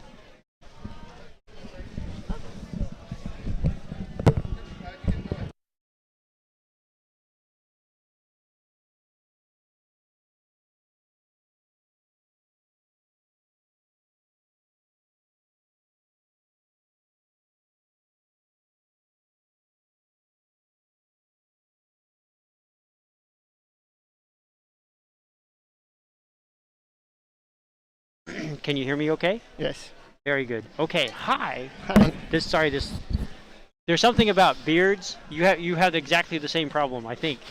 So talking naturally like pushes it down, and every time I try to have a conversation, like I'm always fighting to keep the beard. Yeah. Maybe I'll try it this way. Let's see if this stays on. Like every fourth word I speak, it's like pulls all the way down. Okay. I do have the same problem. Hi. Hi. Sorry. So say again your name, please. I'm Gabriel Pessoa. Gabriel Pessoa. Yes. Hi, Gabriel. So I'm Warren McAvoy, and this is the ICPC Live. We stream to things like YouTube and Twitch and such for the contest. So let's see. So kind of where are you from? What got you here? What's a little bit of that story? I'm from Brazil. Oh, okay. Universidade Federal de Pernambuco. Okay. Yeah. When I started at my course, like I had some friends that were already ICPC competitors, so they always like invited me to join the team and come compete Okay. also. So it was a very natural path for me. In the second semester I started training and practicing, and this year I got classified to the World Finals. Not this year, like 2 years ago. Okay. Well, that's true. It's taken a long time to get to here. But yeah, now I. So you were so it's interesting how much friends matter for getting started with something. So your friends is like, okay, come join us.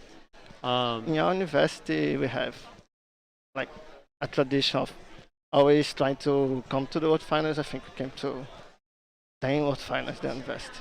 10? That seems very good. So then, is there a coach? Do you have someone that is really like helping you, like your team get particularly good? Like, do you feel like that? Yeah. What are things that has helped you get to here, or helped your team get to here? Since we started, I had the same coach, Nivan, and I think the main thing is to incentivize. I don't know the word, but to support us to make everyone train to train a lot. Oh, so to make it easy to just compete, but compete in when you say train, the training. Is that so? When you train, do you train like as a competitor, like two teams and like against each other, or train like as a group trying to get better together? Yeah, we have like 6 or 7 teams on university. Okay. And every week we just simulate a ICPC regional or some other contest. Every week. Regionals from any region. Okay.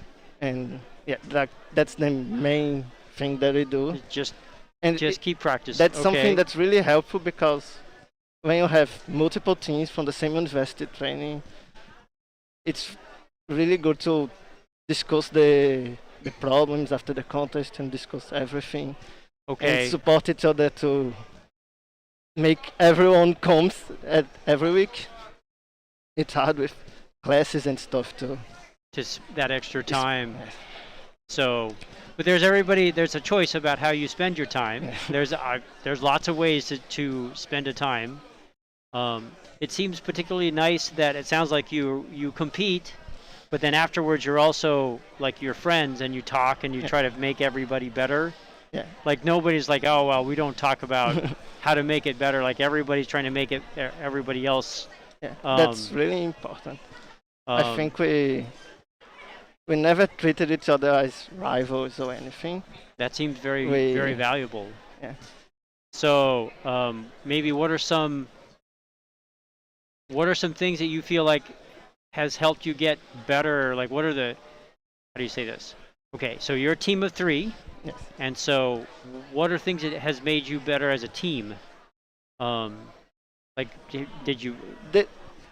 The thing that I talked about helped a lot, like doing a contest every week with the same team for many years, like 2 or 3 years. Okay. And really helps you to like exercising your teamwork and knowing everyone's strengths and weaknesses and being able to work with that. Like yes, with a lot of time, things just comes naturally like that. And we're also friends outside ICPC. We play games or talk about series, TV shows, and movies. So that's really helpful too. So what's a TV show that you all like, or a movie you all like? We were watching Handmaid's Tale recently, for example. Handmaid's Tale. Handmaid's Tale. Sorry, I don't know. It's a TV show. Handmaid's Tale. What's the story? Handmaid's Tale. Oh, Hangman's Tale. Handmaid. Oh, sorry. Handmaiden. Handmaid. Handmaid. Okay. Tale. Okay. Those are good stories. Let's see. And you say movies. So then, so for your team in particular, like just you as a group, what are some things that you've noticed about some strengths of your teammates?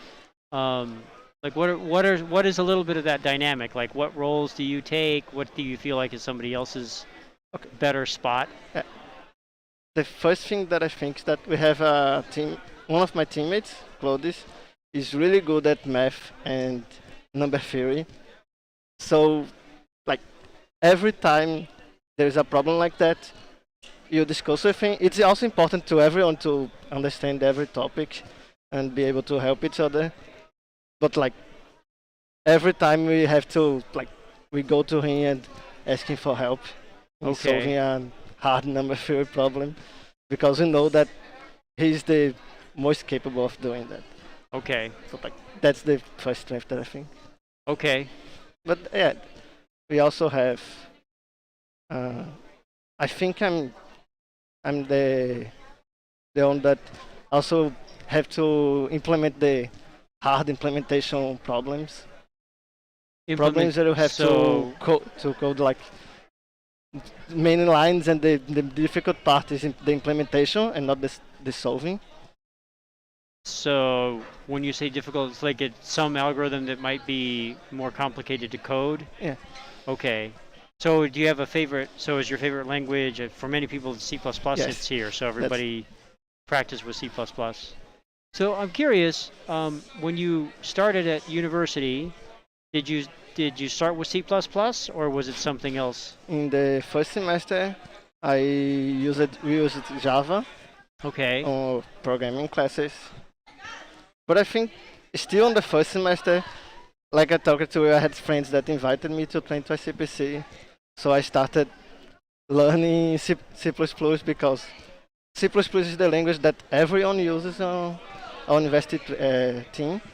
So it's good to have everyone can support each other and help with implementations. If you use a language that nobody else is using on the university, it's harder to get help. Okay. So very nice. Like the main advantage of C++ for us is just that everyone else in your university also uses C++ in ICPC. So it's easy to talk. Yes. So you said you have this big group of contestants, and they all use the same language. So then they're very good at explaining the notation, and of course it's efficient because of course that's what the Also, contestants here. also sharing algorithms implementations. So Okay. some hard algorithms. It's useful to be able to share and everyone to use the same code. So I think we need to wrap up in just a little bit, but so congratulations, of course, that you're here. It seems like you're in a very nice city, and it was quite a journey to come to here, both from a contest, or to participate in the contest, but just the physical problems of getting here this year is particular. Do you have any goals about being here? What are some things that you'd like to see or connect, or what are some things that you'd like to do here? Yeah. The main thing of competitive programming for me, of ICPC competition, even the regionals, is the networking, like connecting to people. Like even the regionals, you have to, in your regionals, we connect with people from all regions of our country, of Brazil, and multiple universities. And I usually talk with people from many universities that I know because of ICPC. Okay. So that's something that we also, not just me, our team wants to do here in Russia. Well, I hope you get to meet many more people, and thank you so much for the Thank you interview. so much. Okay. You have a great rest of the contest, and maybe we will have another chance to sit down again. Thanks. Okay? Okay. So I'm going to turn this off.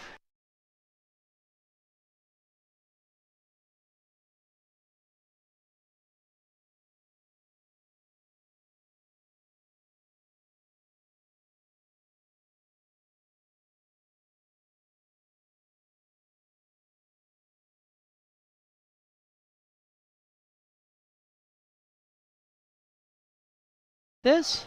Okay. Okay, you can hear okay? Yep. Okay. I can hear you. Hi, so my name is Warren, and you are? Hello, I'm Lucian. Hi, Lucian. Pleased to meet you. So let's see here. So Lucian, tell me a little bit about your journey to here. It could be whatever that means to you. The physical part, the contest part. The physical journey, you mean the journey with the plane, or the whole journey from the beginning? Well, it could be, maybe not tell you when you were born, unless it's like particular, but like what are some things that maybe was interesting about maybe your ability to sit in this chair right now? Like what was the... Oh, I see. So this contest in particular has been a goal for me for ever since I started university. So it really it was a really big fuss in universities around Romania about this contest, and pretty much everybody wanted to have a spot at the World Finals. Okay. So your journey started. So when you first started, did you participate? Did the one in high school is the IOI? I think. Did you do any contests even before, or did you start with the? Yeah, I didn't get to the IOI because I started doing competitive programming pretty late in my final year of high school, and I wanted to kind of compensate with ICPC, I guess. Okay. And so with the ICPC, so when you started at the university, you felt like, okay, this is something I really have as a goal, even just at the beginning. Yes. I kind of went to university having that goal in mind, and I kind of slowly worked towards it. And in my third year, I managed to qualify for the World Finals, and it was a really big achievement for me. And this now is my second qualification, which is really? Yeah, so congratulations. Which is just the cherry on top. So I will encourage you. So I have another role I take is I'm what's called a regional director. And so we help arrange the contest. So since this is your second trip, that means that you are, so I don't want to make you sad about this, but this means you could not come a third time, right? The limit is 2 for the World Finals. However, we love help to help arrange the contest and make problems for problem sets and all these other things. So all the infrastructure you see around is just many volunteers. And so I hope that, in the future you think that you can help and be part of this in other ways. So once you're finished as a contestant, which is great, you can participate as a judge or a coach in other ways. Have you ever thought about what might happen next for you? That's funny because in the 2021 regional, I was offered to be one of the members of the organizing committee. So I accepted that role, and Very good. I proposed some problems, and I think it went really well. And it's a different kind of achievement, but it's a really nice achievement as well. I think an important part of what makes the ICPC successful is what we always call the community. So the ability of people to kind of grow into this and then participate really for a long time. And so I'm glad that you joined, right? And that you are part of that. So then so does that mean you're finished? Like, are you still in school? Are you graduated? Where are you for that part? I just finished my first year of PhD. now. Oh, So okay. I'm pretty old in that sense. Well, and it's an interesting year because of the extra, the delay. Yes. Which I don't think it's going to happen again, but who knows, right? The world is a strange place, and it seems to get stranger. So does that mean, when you say PhD, are you considering a career that's more academic? Are you considering more of a research? Like, what would you imagine you will be doing in a few years, maybe when you're finished with a PhD? I see. I think that's a tough question in itself, given the lots of opportunities that we get to have. But I think the research part is interesting in the sense that you always work on something new, on something that is really, I don't know, it's really, how to say it, it's like the latest things that people discover, right? So you always have to keep on the edge. Okay. And keep track of everything and not. So I'll agree, and I'll also maybe disagree a little. What I think is true in our field is there's so many people in industry that are sort of all working on cutting edge, in the sense that the field changes so fast. It's like almost there's a lot of people that are really working on the new things, and you, if you with your PhD, sorry, what area? I didn't even ask that question. Like what kind of space? It's in machine learning. Okay, so certainly it would seem that in that space you could spend a very good career. And I also think that there's many other people that would be just sort of learning new things all the time, because it's just the way our field is, right? It's just always changing, which is great. It is great.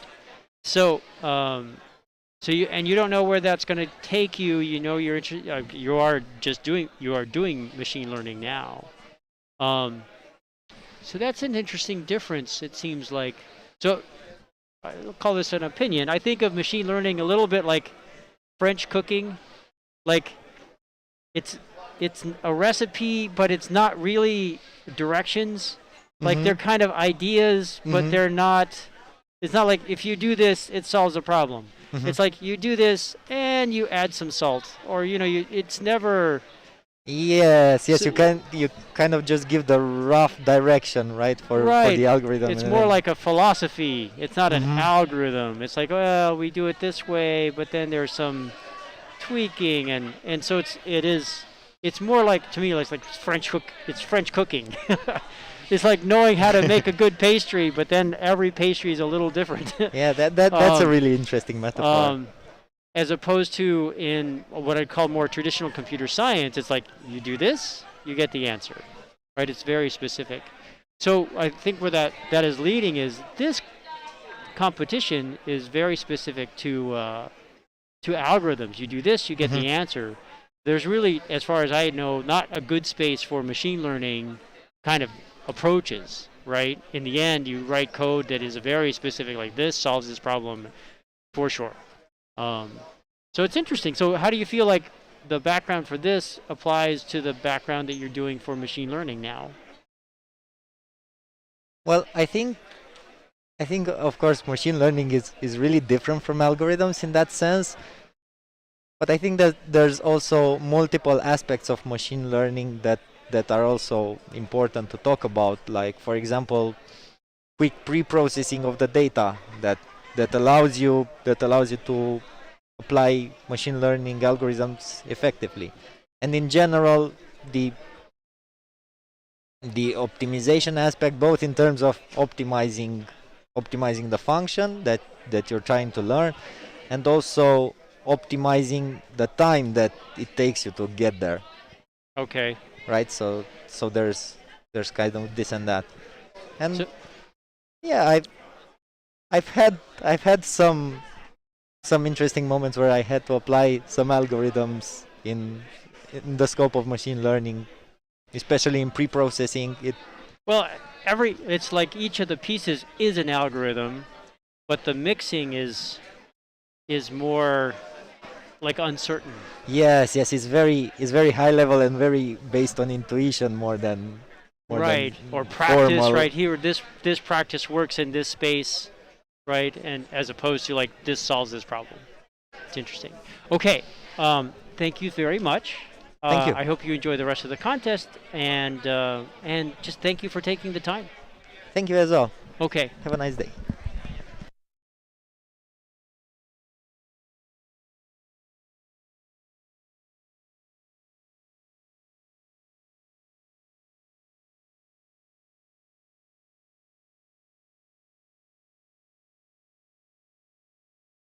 Okay, can you hear okay? I can, yeah. Hi. Man, this mask is something else for me. It's a bit tricky with the headphones, yeah. Yeah. Okay. What is your name? My name is David. David. Hi, Yeah. David. Hi, Warren. You have a quite clear English. So then, what is your background? Like, where are you from? Oh, I grew up in Brookfield, Wisconsin. Wisconsin. And Very good. I went to college in Florida, so I'm on the University of Central Florida programming Okay. team. So welcome. Thank you. Okay. So then, we know a little bit then of your story about getting to here, but then let's see here. So Wisconsin to Florida. Mm-hmm. Did you start like was like I'm tired of Wisconsin, I want to live in Florida? Like, what got you to Florida? Well, to be honest, really most of it was the fact that UCF has a very strong programming team. I was going to say, so that's Yeah. interesting. So of the places you chose Central Florida because of their reputation with the World Finals or with the ICPC. ICPC was honestly an enormous part of it. Now, they had a good scholarship as well.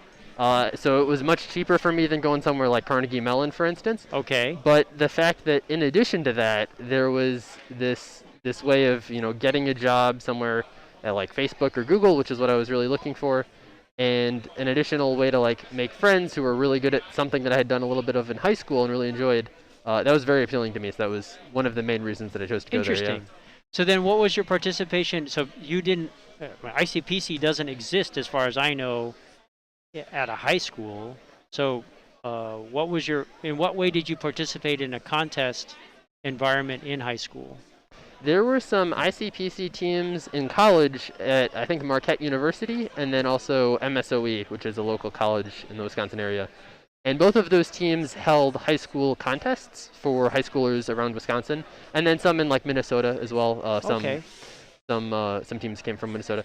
So, But so sorry, just to make Yeah, sure go I ahead. understood. So the universities hosted some kind of a contest that was directed towards the high schools, and those schools also participated in ICPC as a college competition. Yeah, Is that absolutely. fair? Okay. Yeah. Okay. Interesting. And so you started in this sort of space of competitions because, how soon? Like how old were you when you were starting the whole? I like to program and I want to make things go. Like, what was that like? Yeah. So I first kind of taught myself to program in freshman year of high school, just because I wanted to make a video game. Okay. And then from that, my computer science teacher noticed that I knew Java, and there were like 3 other people who knew Java at my school. So he invited us to go compete in one of these programming contests. And Okay. I'm like, well, I'm not really familiar with it, but it sounds kind of fun. So we did it, and then the first year we didn't do very well, but for future years we practiced, and then we ended up winning like a laptop or like a monitor, a computer monitor. Okay. Which for me at the time was a huge deal. So like- like yeah. that was like a really great introduction to the whole thing. And the teams there weren't nearly as good as in college level or definitely at World Finals level. But it was really fun, and it was like a fun experience. So yeah, that's how I got started. So it's interesting that the path to getting, I think, particularly good at something can take many roads. But I think this is a personal opinion. That idea of joy about just that you like it and not that necessarily like you want to win, is just can be. How do you say? I'll just draw an analogy. Like how happy someone is, like working all day. How do you say?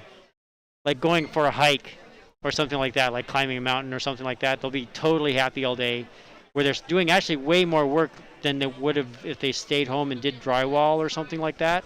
Yeah. But it's like there's so much more joy because it's something they want to do, even though if like they sat back and thought about how much work it was, it's like, well, there's a lot of work, but because it's entertainment, it's like all that negativity that comes into once you start labeling something as work is just gone, right? Yeah, it's definitely something where like you have to enjoy doing it, because you can't just say like, okay, I'm going to spend the next 3 years of my life and all my free time doing this thing for this one result that I'm looking for. Because if that's your attitude going into it, as soon as you have some extended period with no success and it looks like you're not going to achieve that, then you're going to quit. So it's got to be something where the reason you come back to it and the reason you do it in your free time is because you enjoy doing it, not because, you know, ultimately you want to be a world finalist or win a gold medal or something. It's got to be, sure, those are great motivations, but like ultimately what has to be the reason that you enjoy doing it is just you enjoy doing it for what it is, rather than like you have to be the very best at it, otherwise it's not worth it. Not worth trying. Yeah. So I am an example of someone that as a young person, I didn't start in high school. Actually, that's not true. I did do some competitions in high school as well. It was less structured back in the day. I'm that old. But I definitely feel like, for the most part, I really just enjoyed the puzzle solving part of this. And that was kind of, I think, the core of what got me like, I love this stuff, and spent a lot of time with algorithms and that kind of stuff. I also, this is again many years ago, was a world finalist and that sort of stuff, but I feel like that was a bit of an accident compared to just like, this is a puzzle that I like to do. And the fun of being competitive. Yeah. I think you have to have a bit of that, like, you want to compete. I think, I don't know if you feel that way, but it's such a competitive environment that if you don't like that, it would be really hard to want to be here. The other thing is like stress too. Like I know some people who really don't like stressful environments. And personally, I love them, which I think is part of the reason why I like these competitions like, so much. Yeah, it's like a very like do as much as you can in this short period of time where it's very well defined and stuff. So I love that. But like, I can understand how for some people, if you're not into very like competitive, stressful, you know, high intensity things, maybe it's not quite there. I feel like the world presents many problems in that way. Like, think on your feet. Like, think of something creative on your feet, like in a short amount of time. And it is it can be an interesting moment, right? To like, okay. So then, for your part, what's maybe your strengths in your team? What are things that make your group work well? That's here. So yeah, what's your thoughts about that? Yeah, good question. So, well, we have a pretty interesting team. We have a brand new team member who's just joined us recently because the other team member wasn't able to compete here, and so we've recently really ramped up with the training with him, and he's very young, very talented. But yeah, we practice together, and we do lots of practices on the weekends, and then we also have a lab at the University of Central Florida, which we use in order to train, and we spend lots of time there working in whiteboards. But different members of our team have different strengths. Two of us focus more on the geometry problems when they come up, and then we leave, data structures to kind of another pair, and then we have another pair who's better at strings. In the past, we had one person be really good at every particular topic. But the issue we found with that is that in certain problem sets, you run into issues where the person who's good at whatever topic you're interested in is busy doing some other problem. Maybe with that topic, maybe it's some other topic they're good at. Well, that's interesting. So it's like a backup in the team. Is that what you're saying? Yeah, so like if you only have one person who's good at geometry and that person's solving some other problem and they're going to be on it for the next 2 hours, then if you have another geometry problem that only that person can do, you're kind of in trouble. So we felt that it's better to have a little bit more coverage of these things, even though like none of us are terrible at any particular subject. But I think it's important that there isn't just one person who can handle each thing. Like in theory, for any medium or easy problem, at least any pair should have one person who can solve it. That's an interesting insight. I hadn't heard that before, and it seems like a good one. I like that idea a lot. So you have kind of backups within the team just because of the breadth of the problems that you tend to see. It's important to have a few people that are good at each one of them. Okay, so then, and you said you have a new member, and it was because of work, like somebody left because of work or something like that? I mean, just because of the delay in the finals? Yeah, part of it was the delay, part of it was work-related issues. He had a job he had to do, he was working on that full-time. Part of it was like lost motivation over time. Like he was very interested in doing it like a year and a half ago, but and then it got delayed and it got delayed again. And it's like, yeah, at some point, you know, you have to move on with your life, which I understand. Okay. But yeah, and then this new member, Andy is his name. He's really young. He's 15 years old now. That is quite young. Yeah, he started going to college when he was 13. He's very talented. I've really enjoyed working with him, and I think he's a great fit for the team. That sounds great. Hey, look, so best of luck, and just thank you so much for some of your time. And yeah, I hope you enjoy the rest of the Thanks contest. for the wonderful chat. Great.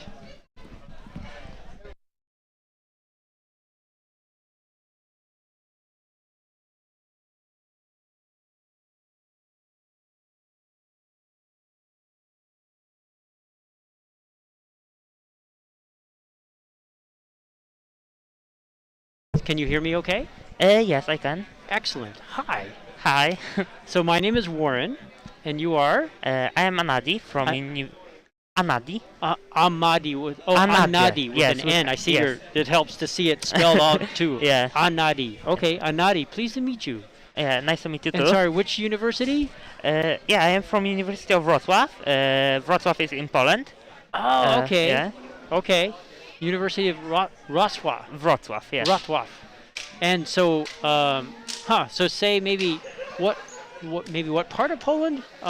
There's anyways, yeah, this is the southwest of Poland, like the southwest part of it. Okay. Yeah. Okay. Let's see. So what brought you to? You have an accent that seems inconsistent with Poland directly. So are you a native of Poland?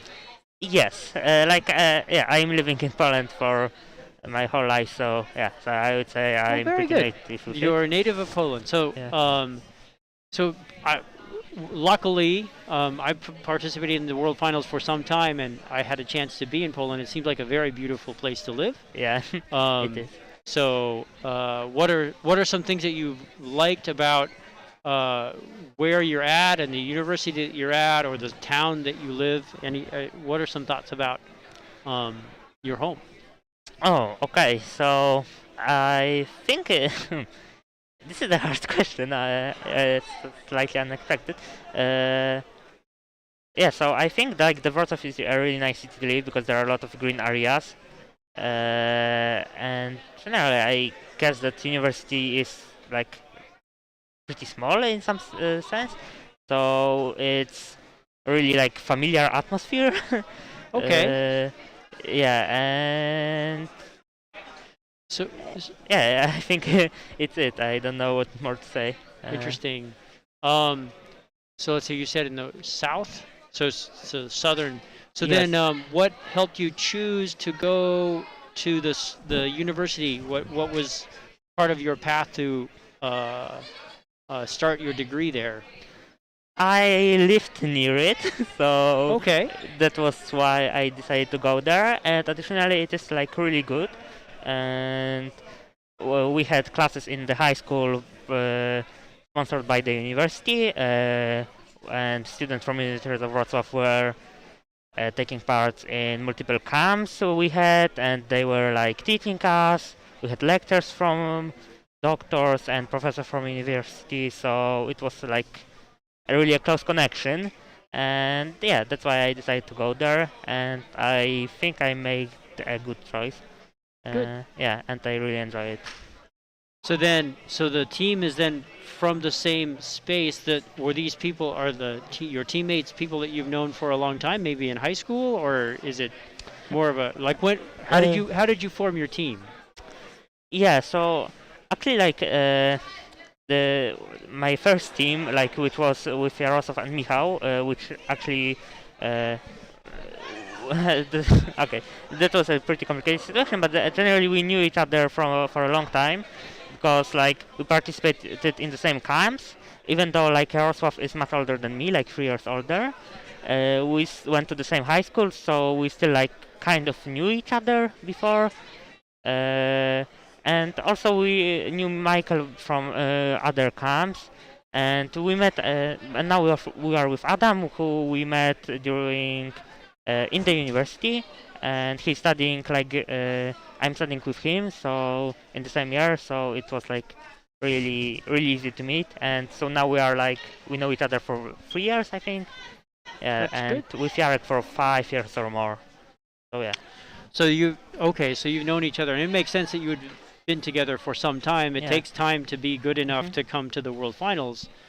So what after university is competing like this common? Is there a lot of people that like to compete? How does that work? Yeah. For what? Let me turn it into the question. Like, what do you think made you like better as a team over the years that you were together?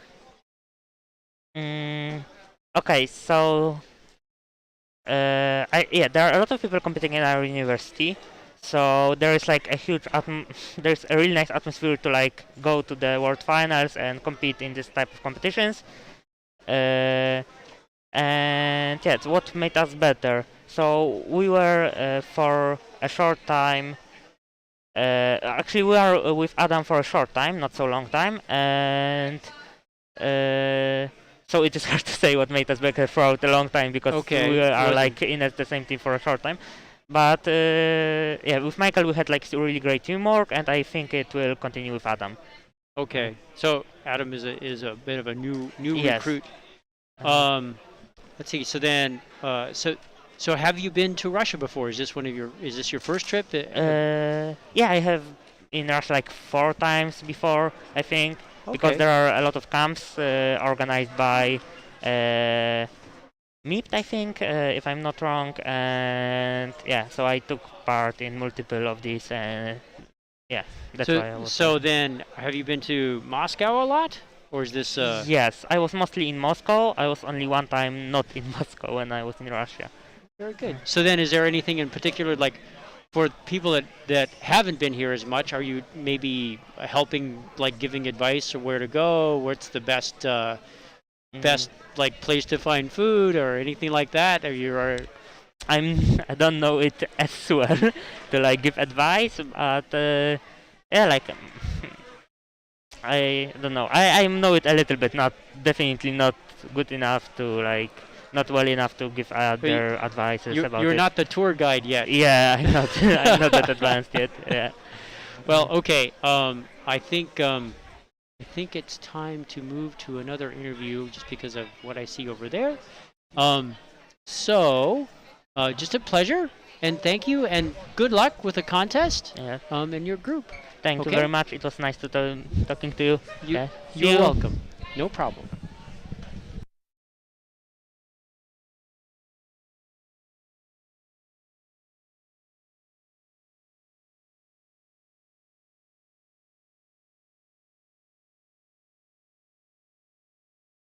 And then, can you hear me good? Yeah. Okay, very good. Hello. Hi. Hi, so my name is Warren. And what is your name? My name is Top. So, say it again? Top. T-O-P. T-O-P. So looking here, this does not look like T-O-P. Yeah, but it's. Do you want this name? in like Jiraiyu. Can I try and say it again? Yeah, Jiraiyu. Jiraiyu? Jiraiyu. Jiraiyu. G GYU. GYU. Okay. That's good. Okay, or top. Yeah, that's so, right. So, why did you choose top? I don't know. My mother and father gave this name to me. And I think it's like a nickname. So top is a nickname for you. Interesting. It just seems like a nice name. It is, but like when I try to explain why it is top, then like it's a really weird name. Oh, it doesn't seem so weird. Seems like a good name. Thanks. But Juwaru or top, welcome. Thank you. So let's see. So where are you from? I'm from University of Wisconsin-Madison. Okay. So then, I think I might have seen one of your teammates, but I'm sorry I don't remember his name. So top, GYU. So then University was. Oh no, he was at UCF. So you are competing from University of Wisconsin. Yes. And so, what got you there? What got me into ICPC? So what got you to the University of Wisconsin? Maybe to start with that one. Yeah, I applied and they accepted me. So, yeah. So, but maybe why did you choose there? What was the reason for there? Yeah, Wisconsin-Madison is a good place to, a really good university. So, I really liked it when I got to visit. So, okay. And computer science there is, I found a really good people in there. So. Okay. So you liked it as a high school student or young, and so then how long have you been there? This is my junior year. Okay. So yeah, but I technically been there like for only a year because I went back into Thailand when COVID hit. Oh, so you took the first, what is it, 2 year or a year now? But like online? Is that the idea? Yeah. So you went back to Thailand and then you took your courses online. So you qualified as a teammate or for this contest from being in person in Wisconsin. Is that correct? And then you went back to Thailand. So was it hard to like practice as a team? Like, was your team spread out all over, or how did that work for you? Yeah, so our teams got spread out. So one is living in the U.S., one is in China, and I'm in Thailand. Okay. So we have really hard time like trying to find time to practice with all three of us. So one strategy we did is like we trying to like practice on a team of 2.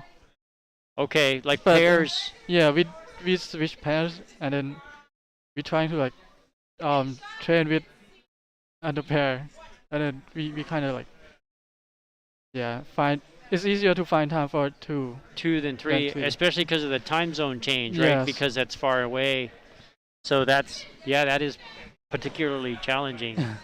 So then when you competed, like when you were practicing, did you like use maybe Zoom or something, like you were all in the same virtual space? Yeah, we used Zoom. Okay, to help, and then for the practice problems, did you use maybe Caddis, or how did you make a practice? Like what did you do to practice? Yeah, we usually pick some contests like regional or either national contest from the contest in Coastforce gym. Okay. So they have like a really good resource of like a lot of contests from all over the world. Okay, and so you'd practice and just see how you guys compared to with the other teams for the same times. So what were some things that felt like that you learned or got better at because of the practices, from the point of view of all that time, even though you didn't have that much? Like, it seems like the number of times that you could interact together as a team was smaller because of the time. Did you practice like alone, like with it just algorithms or like other ways, or not too much? What do you think? So we kind of practice alone a lot, like much. I mean, I totally don't know how to speak English. Um, yeah, we practice alone much more. Okay. And then I think one of the big thing that shift us is like we usually before the COVID we usually explain each other like with pictures. I mean, draw something and then. Oh, like just sketch. Here's the Yes, thing. Is sketch. the idea. Okay. And it's got harder because we're not able to do that well. So we have to like develop our verbal explanation. Okay. On, like when we discuss. So it's much harder to just like draw something and share on Yeah. Zoom compared to if you were just in person. You like quickly draw something. And it's Right. like, oh yeah, I see this idea. That's right. That's interesting. So have you had a chance to practice like together now, where that works, where you just draw Yeah. you're in more I think natural it's way? got better. Okay. That's interesting. So that's a giant spread of people all over the world to bring back together. I hope that felt like a nice thing to happen, to have everybody come from around the world and be here. So welcome. Thank you. And thank you for your time. I think we are moving to the next interview. So good luck with the contest. Thank you. And thanks, Top. That's an interesting thing that you have a team that is so all over the place, and now you're also all over the place, but here. Yeah. All over the place, but here. All right. All right. Thank you. You're welcome. Enjoy the contest. Thank you. Okay.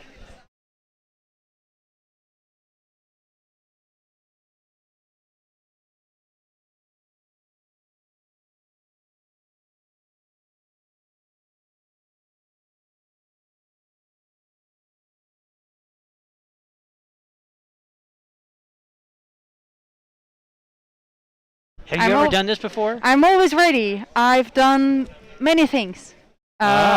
Most of them on the ICPC are very exciting, so I'm really looking forward to doing one more of them.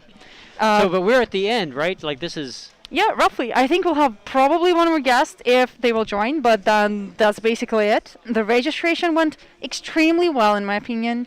We were really happy to welcome every single team, solve all the possible and impossible issues. There are still some minor tweaks. We're waiting for probably a few extra photos to be taken and like few extra papers to be taken care of. But then we're all set, and it means that tomorrow we will be hopefully ready for the opening ceremony in the afternoon. It would be nice to see that whole opening ceremony kind of work together. So one thing that I was talking to Jeremy about was kind of the background infrastructure thing, and so one thing that might not be obvious to the people that are listening to this is like the biggest bandwidth requirement for this contest is actually all the streaming data that isn't specifically the contestants, because typing is not a lot of data. It's actually this stuff. It's all the video streams that end up being significant. So the infrastructure that's in place to make the live experience live is a big part of kind of the problem. Yeah. From the infrastructure point of view of putting on absolutely. one of these contests. But at the same time, it's very IT based. So it is often a case when during an event you have essentially two separate networks. One of them being proper Ethernet internet connection networking, and then the other being an AV network, just working on the different protocols and different cables. And the thing with the ICPC is that because most of the content that we have is already digital, and we'll show you all of that content on the dress rehearsal and on the contest day. We have all these wonderful team streams, and this year 3 times as many, which is exciting challenge for us. And how do we actually show them to you in an interesting way? So everything, this is already in digital and essentially VLC. And so there is no need to translate that into an analog SDI cables. We are still keeping it all very digital and trying to work from the programmer's point of view. One of the things that we would dream of year after year, but it still looks unreachable with existing state-of-the-art network technologies, is we really want to bring you every single team screen and every single team webcam in highest possible quality for you to choose from. I know that you're cheering for your particular team. Either you are a university mate, maybe a parent or a friend, and we really would love to be able to show you the screen of that specific team. But unfortunately, mathematics and physics are a little bit against that, because virtually there is no place in the world that can easily support about 500 full HD uplink streams. This is just a huge amount of data, regardless of codecs we use, and even if we employ all algorithmical knowledge to figure out an encoder for a programming contest that will allow us to pack the contestant screen as good as possible. It's still very unlikely for us to be able to just get just enough uplink connection to do that. For those. And it's interesting, the webcam stream for people, I guess just to kind of list them, right? There's basically a video stream, and then there's a screen capture stream, right? And then there's about how many feeds that are video streams in the venue? From half a dozen to a dozen. We use them in different setups in the different events. For example, you will see something different for registration than for the tech trade and showcase. And then you'll see something completely different for the contests themselves. And then for the closing ceremony, we'll redo the setup once again. Everything is dedicated to making your viewing experience as diverse as possible and to show you as many different angles on the ICPC World Finals as possible. But we hope that looks interesting, and even the smaller broadcasts like this one, very informal, very chill, very just talkative, still bring you some of that ICPC World Finals experience that you wait. And now we'll invite one more guest to our studio. Please meet Alexander Zayakins of University of Latvia, and that will be our last guest for today. So you will be ready to close the broadcast after. Time to let the broadcast close. Okay, thank you.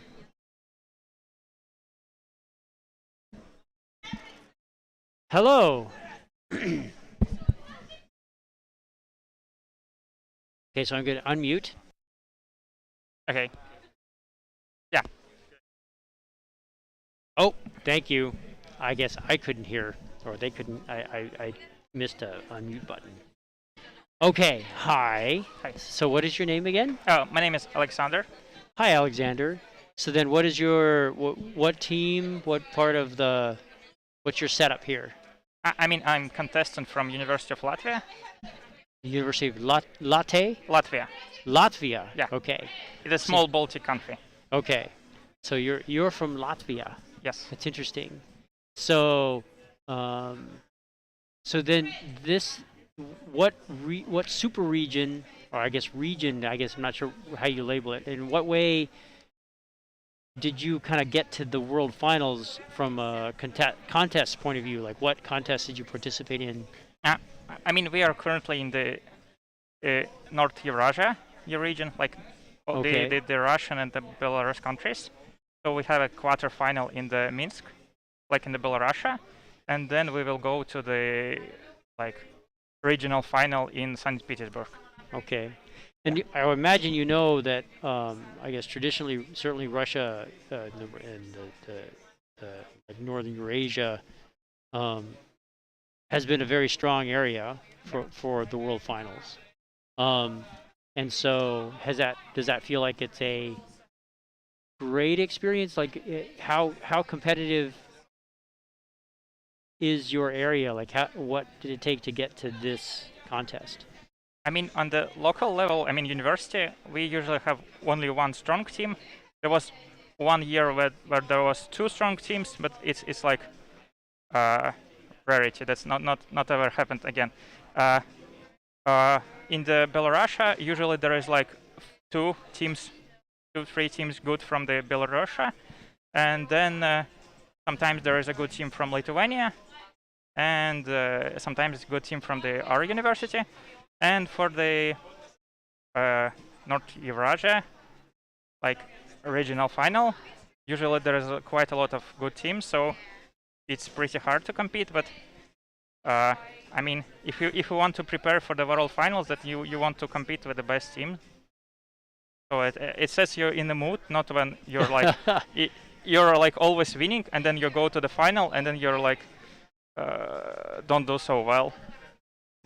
So there's a saying. It's I don't know if you know anything that's like this. It's a big fish in little pond.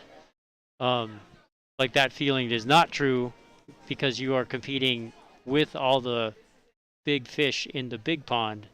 I think when it comes to this contest. So then, what are some?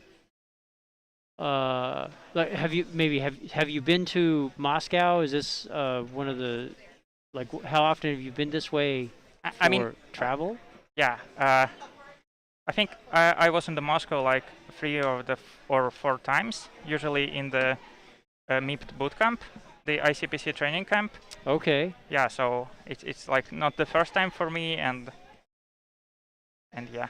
Okay, so then, so maybe explain. So explain a little bit maybe about what you enjoy about here, or maybe some things about what you enjoy at home for things that you like to do, or the place. Like what are some of your experiences in this space?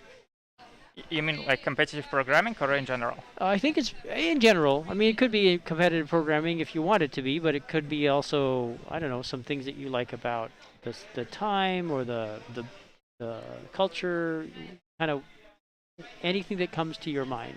I mean, I quite like the Russian food, so especially the pancakes, so they call it in Russian like blinchiki or bliny, and like the whole.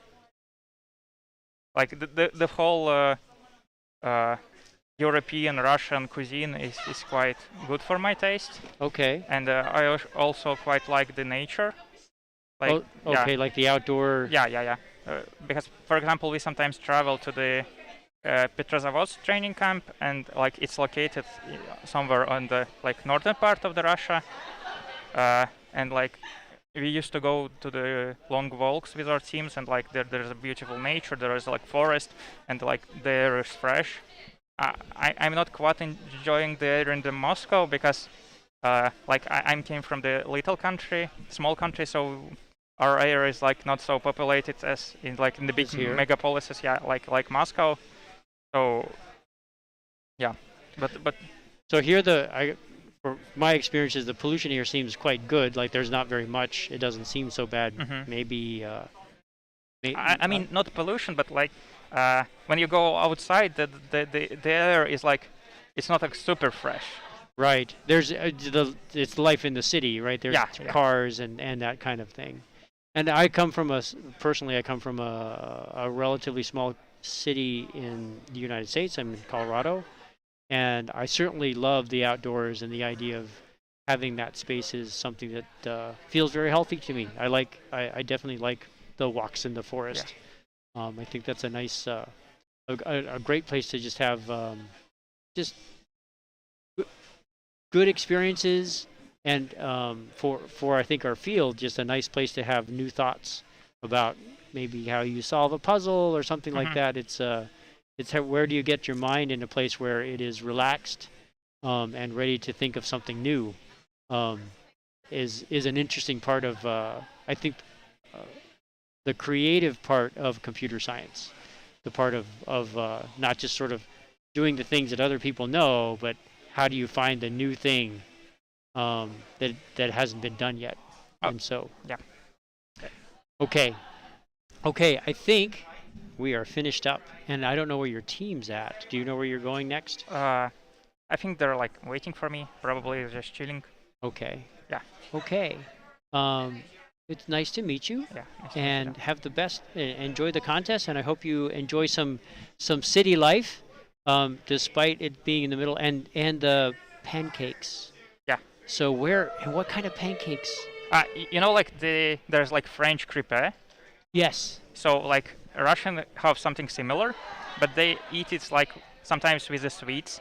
Sometimes they eat it with fish, like salmon. Okay. Sometimes they eat it with like all different toppings. And I think there was a pancakes today in the breakfast. I saw that the pancake said pancakes with chicken, and I was looking at it, and there was other ones too. There's ones with apple, and ones with chicken. And to me, the way I would have said it, it would be crepes, like the French crepes. And then there's to me, savory crepes are the ones where you put the chicken or something like that, and the sweet crepes are like the Nutella. Okay. I just want to mention that there is like small park near the hotel, so like for every participant you can go there, and there is like quite nice. It does seem very pretty. Yeah, yeah. Thank you very much, and good luck with the contest. Thank you. Okay.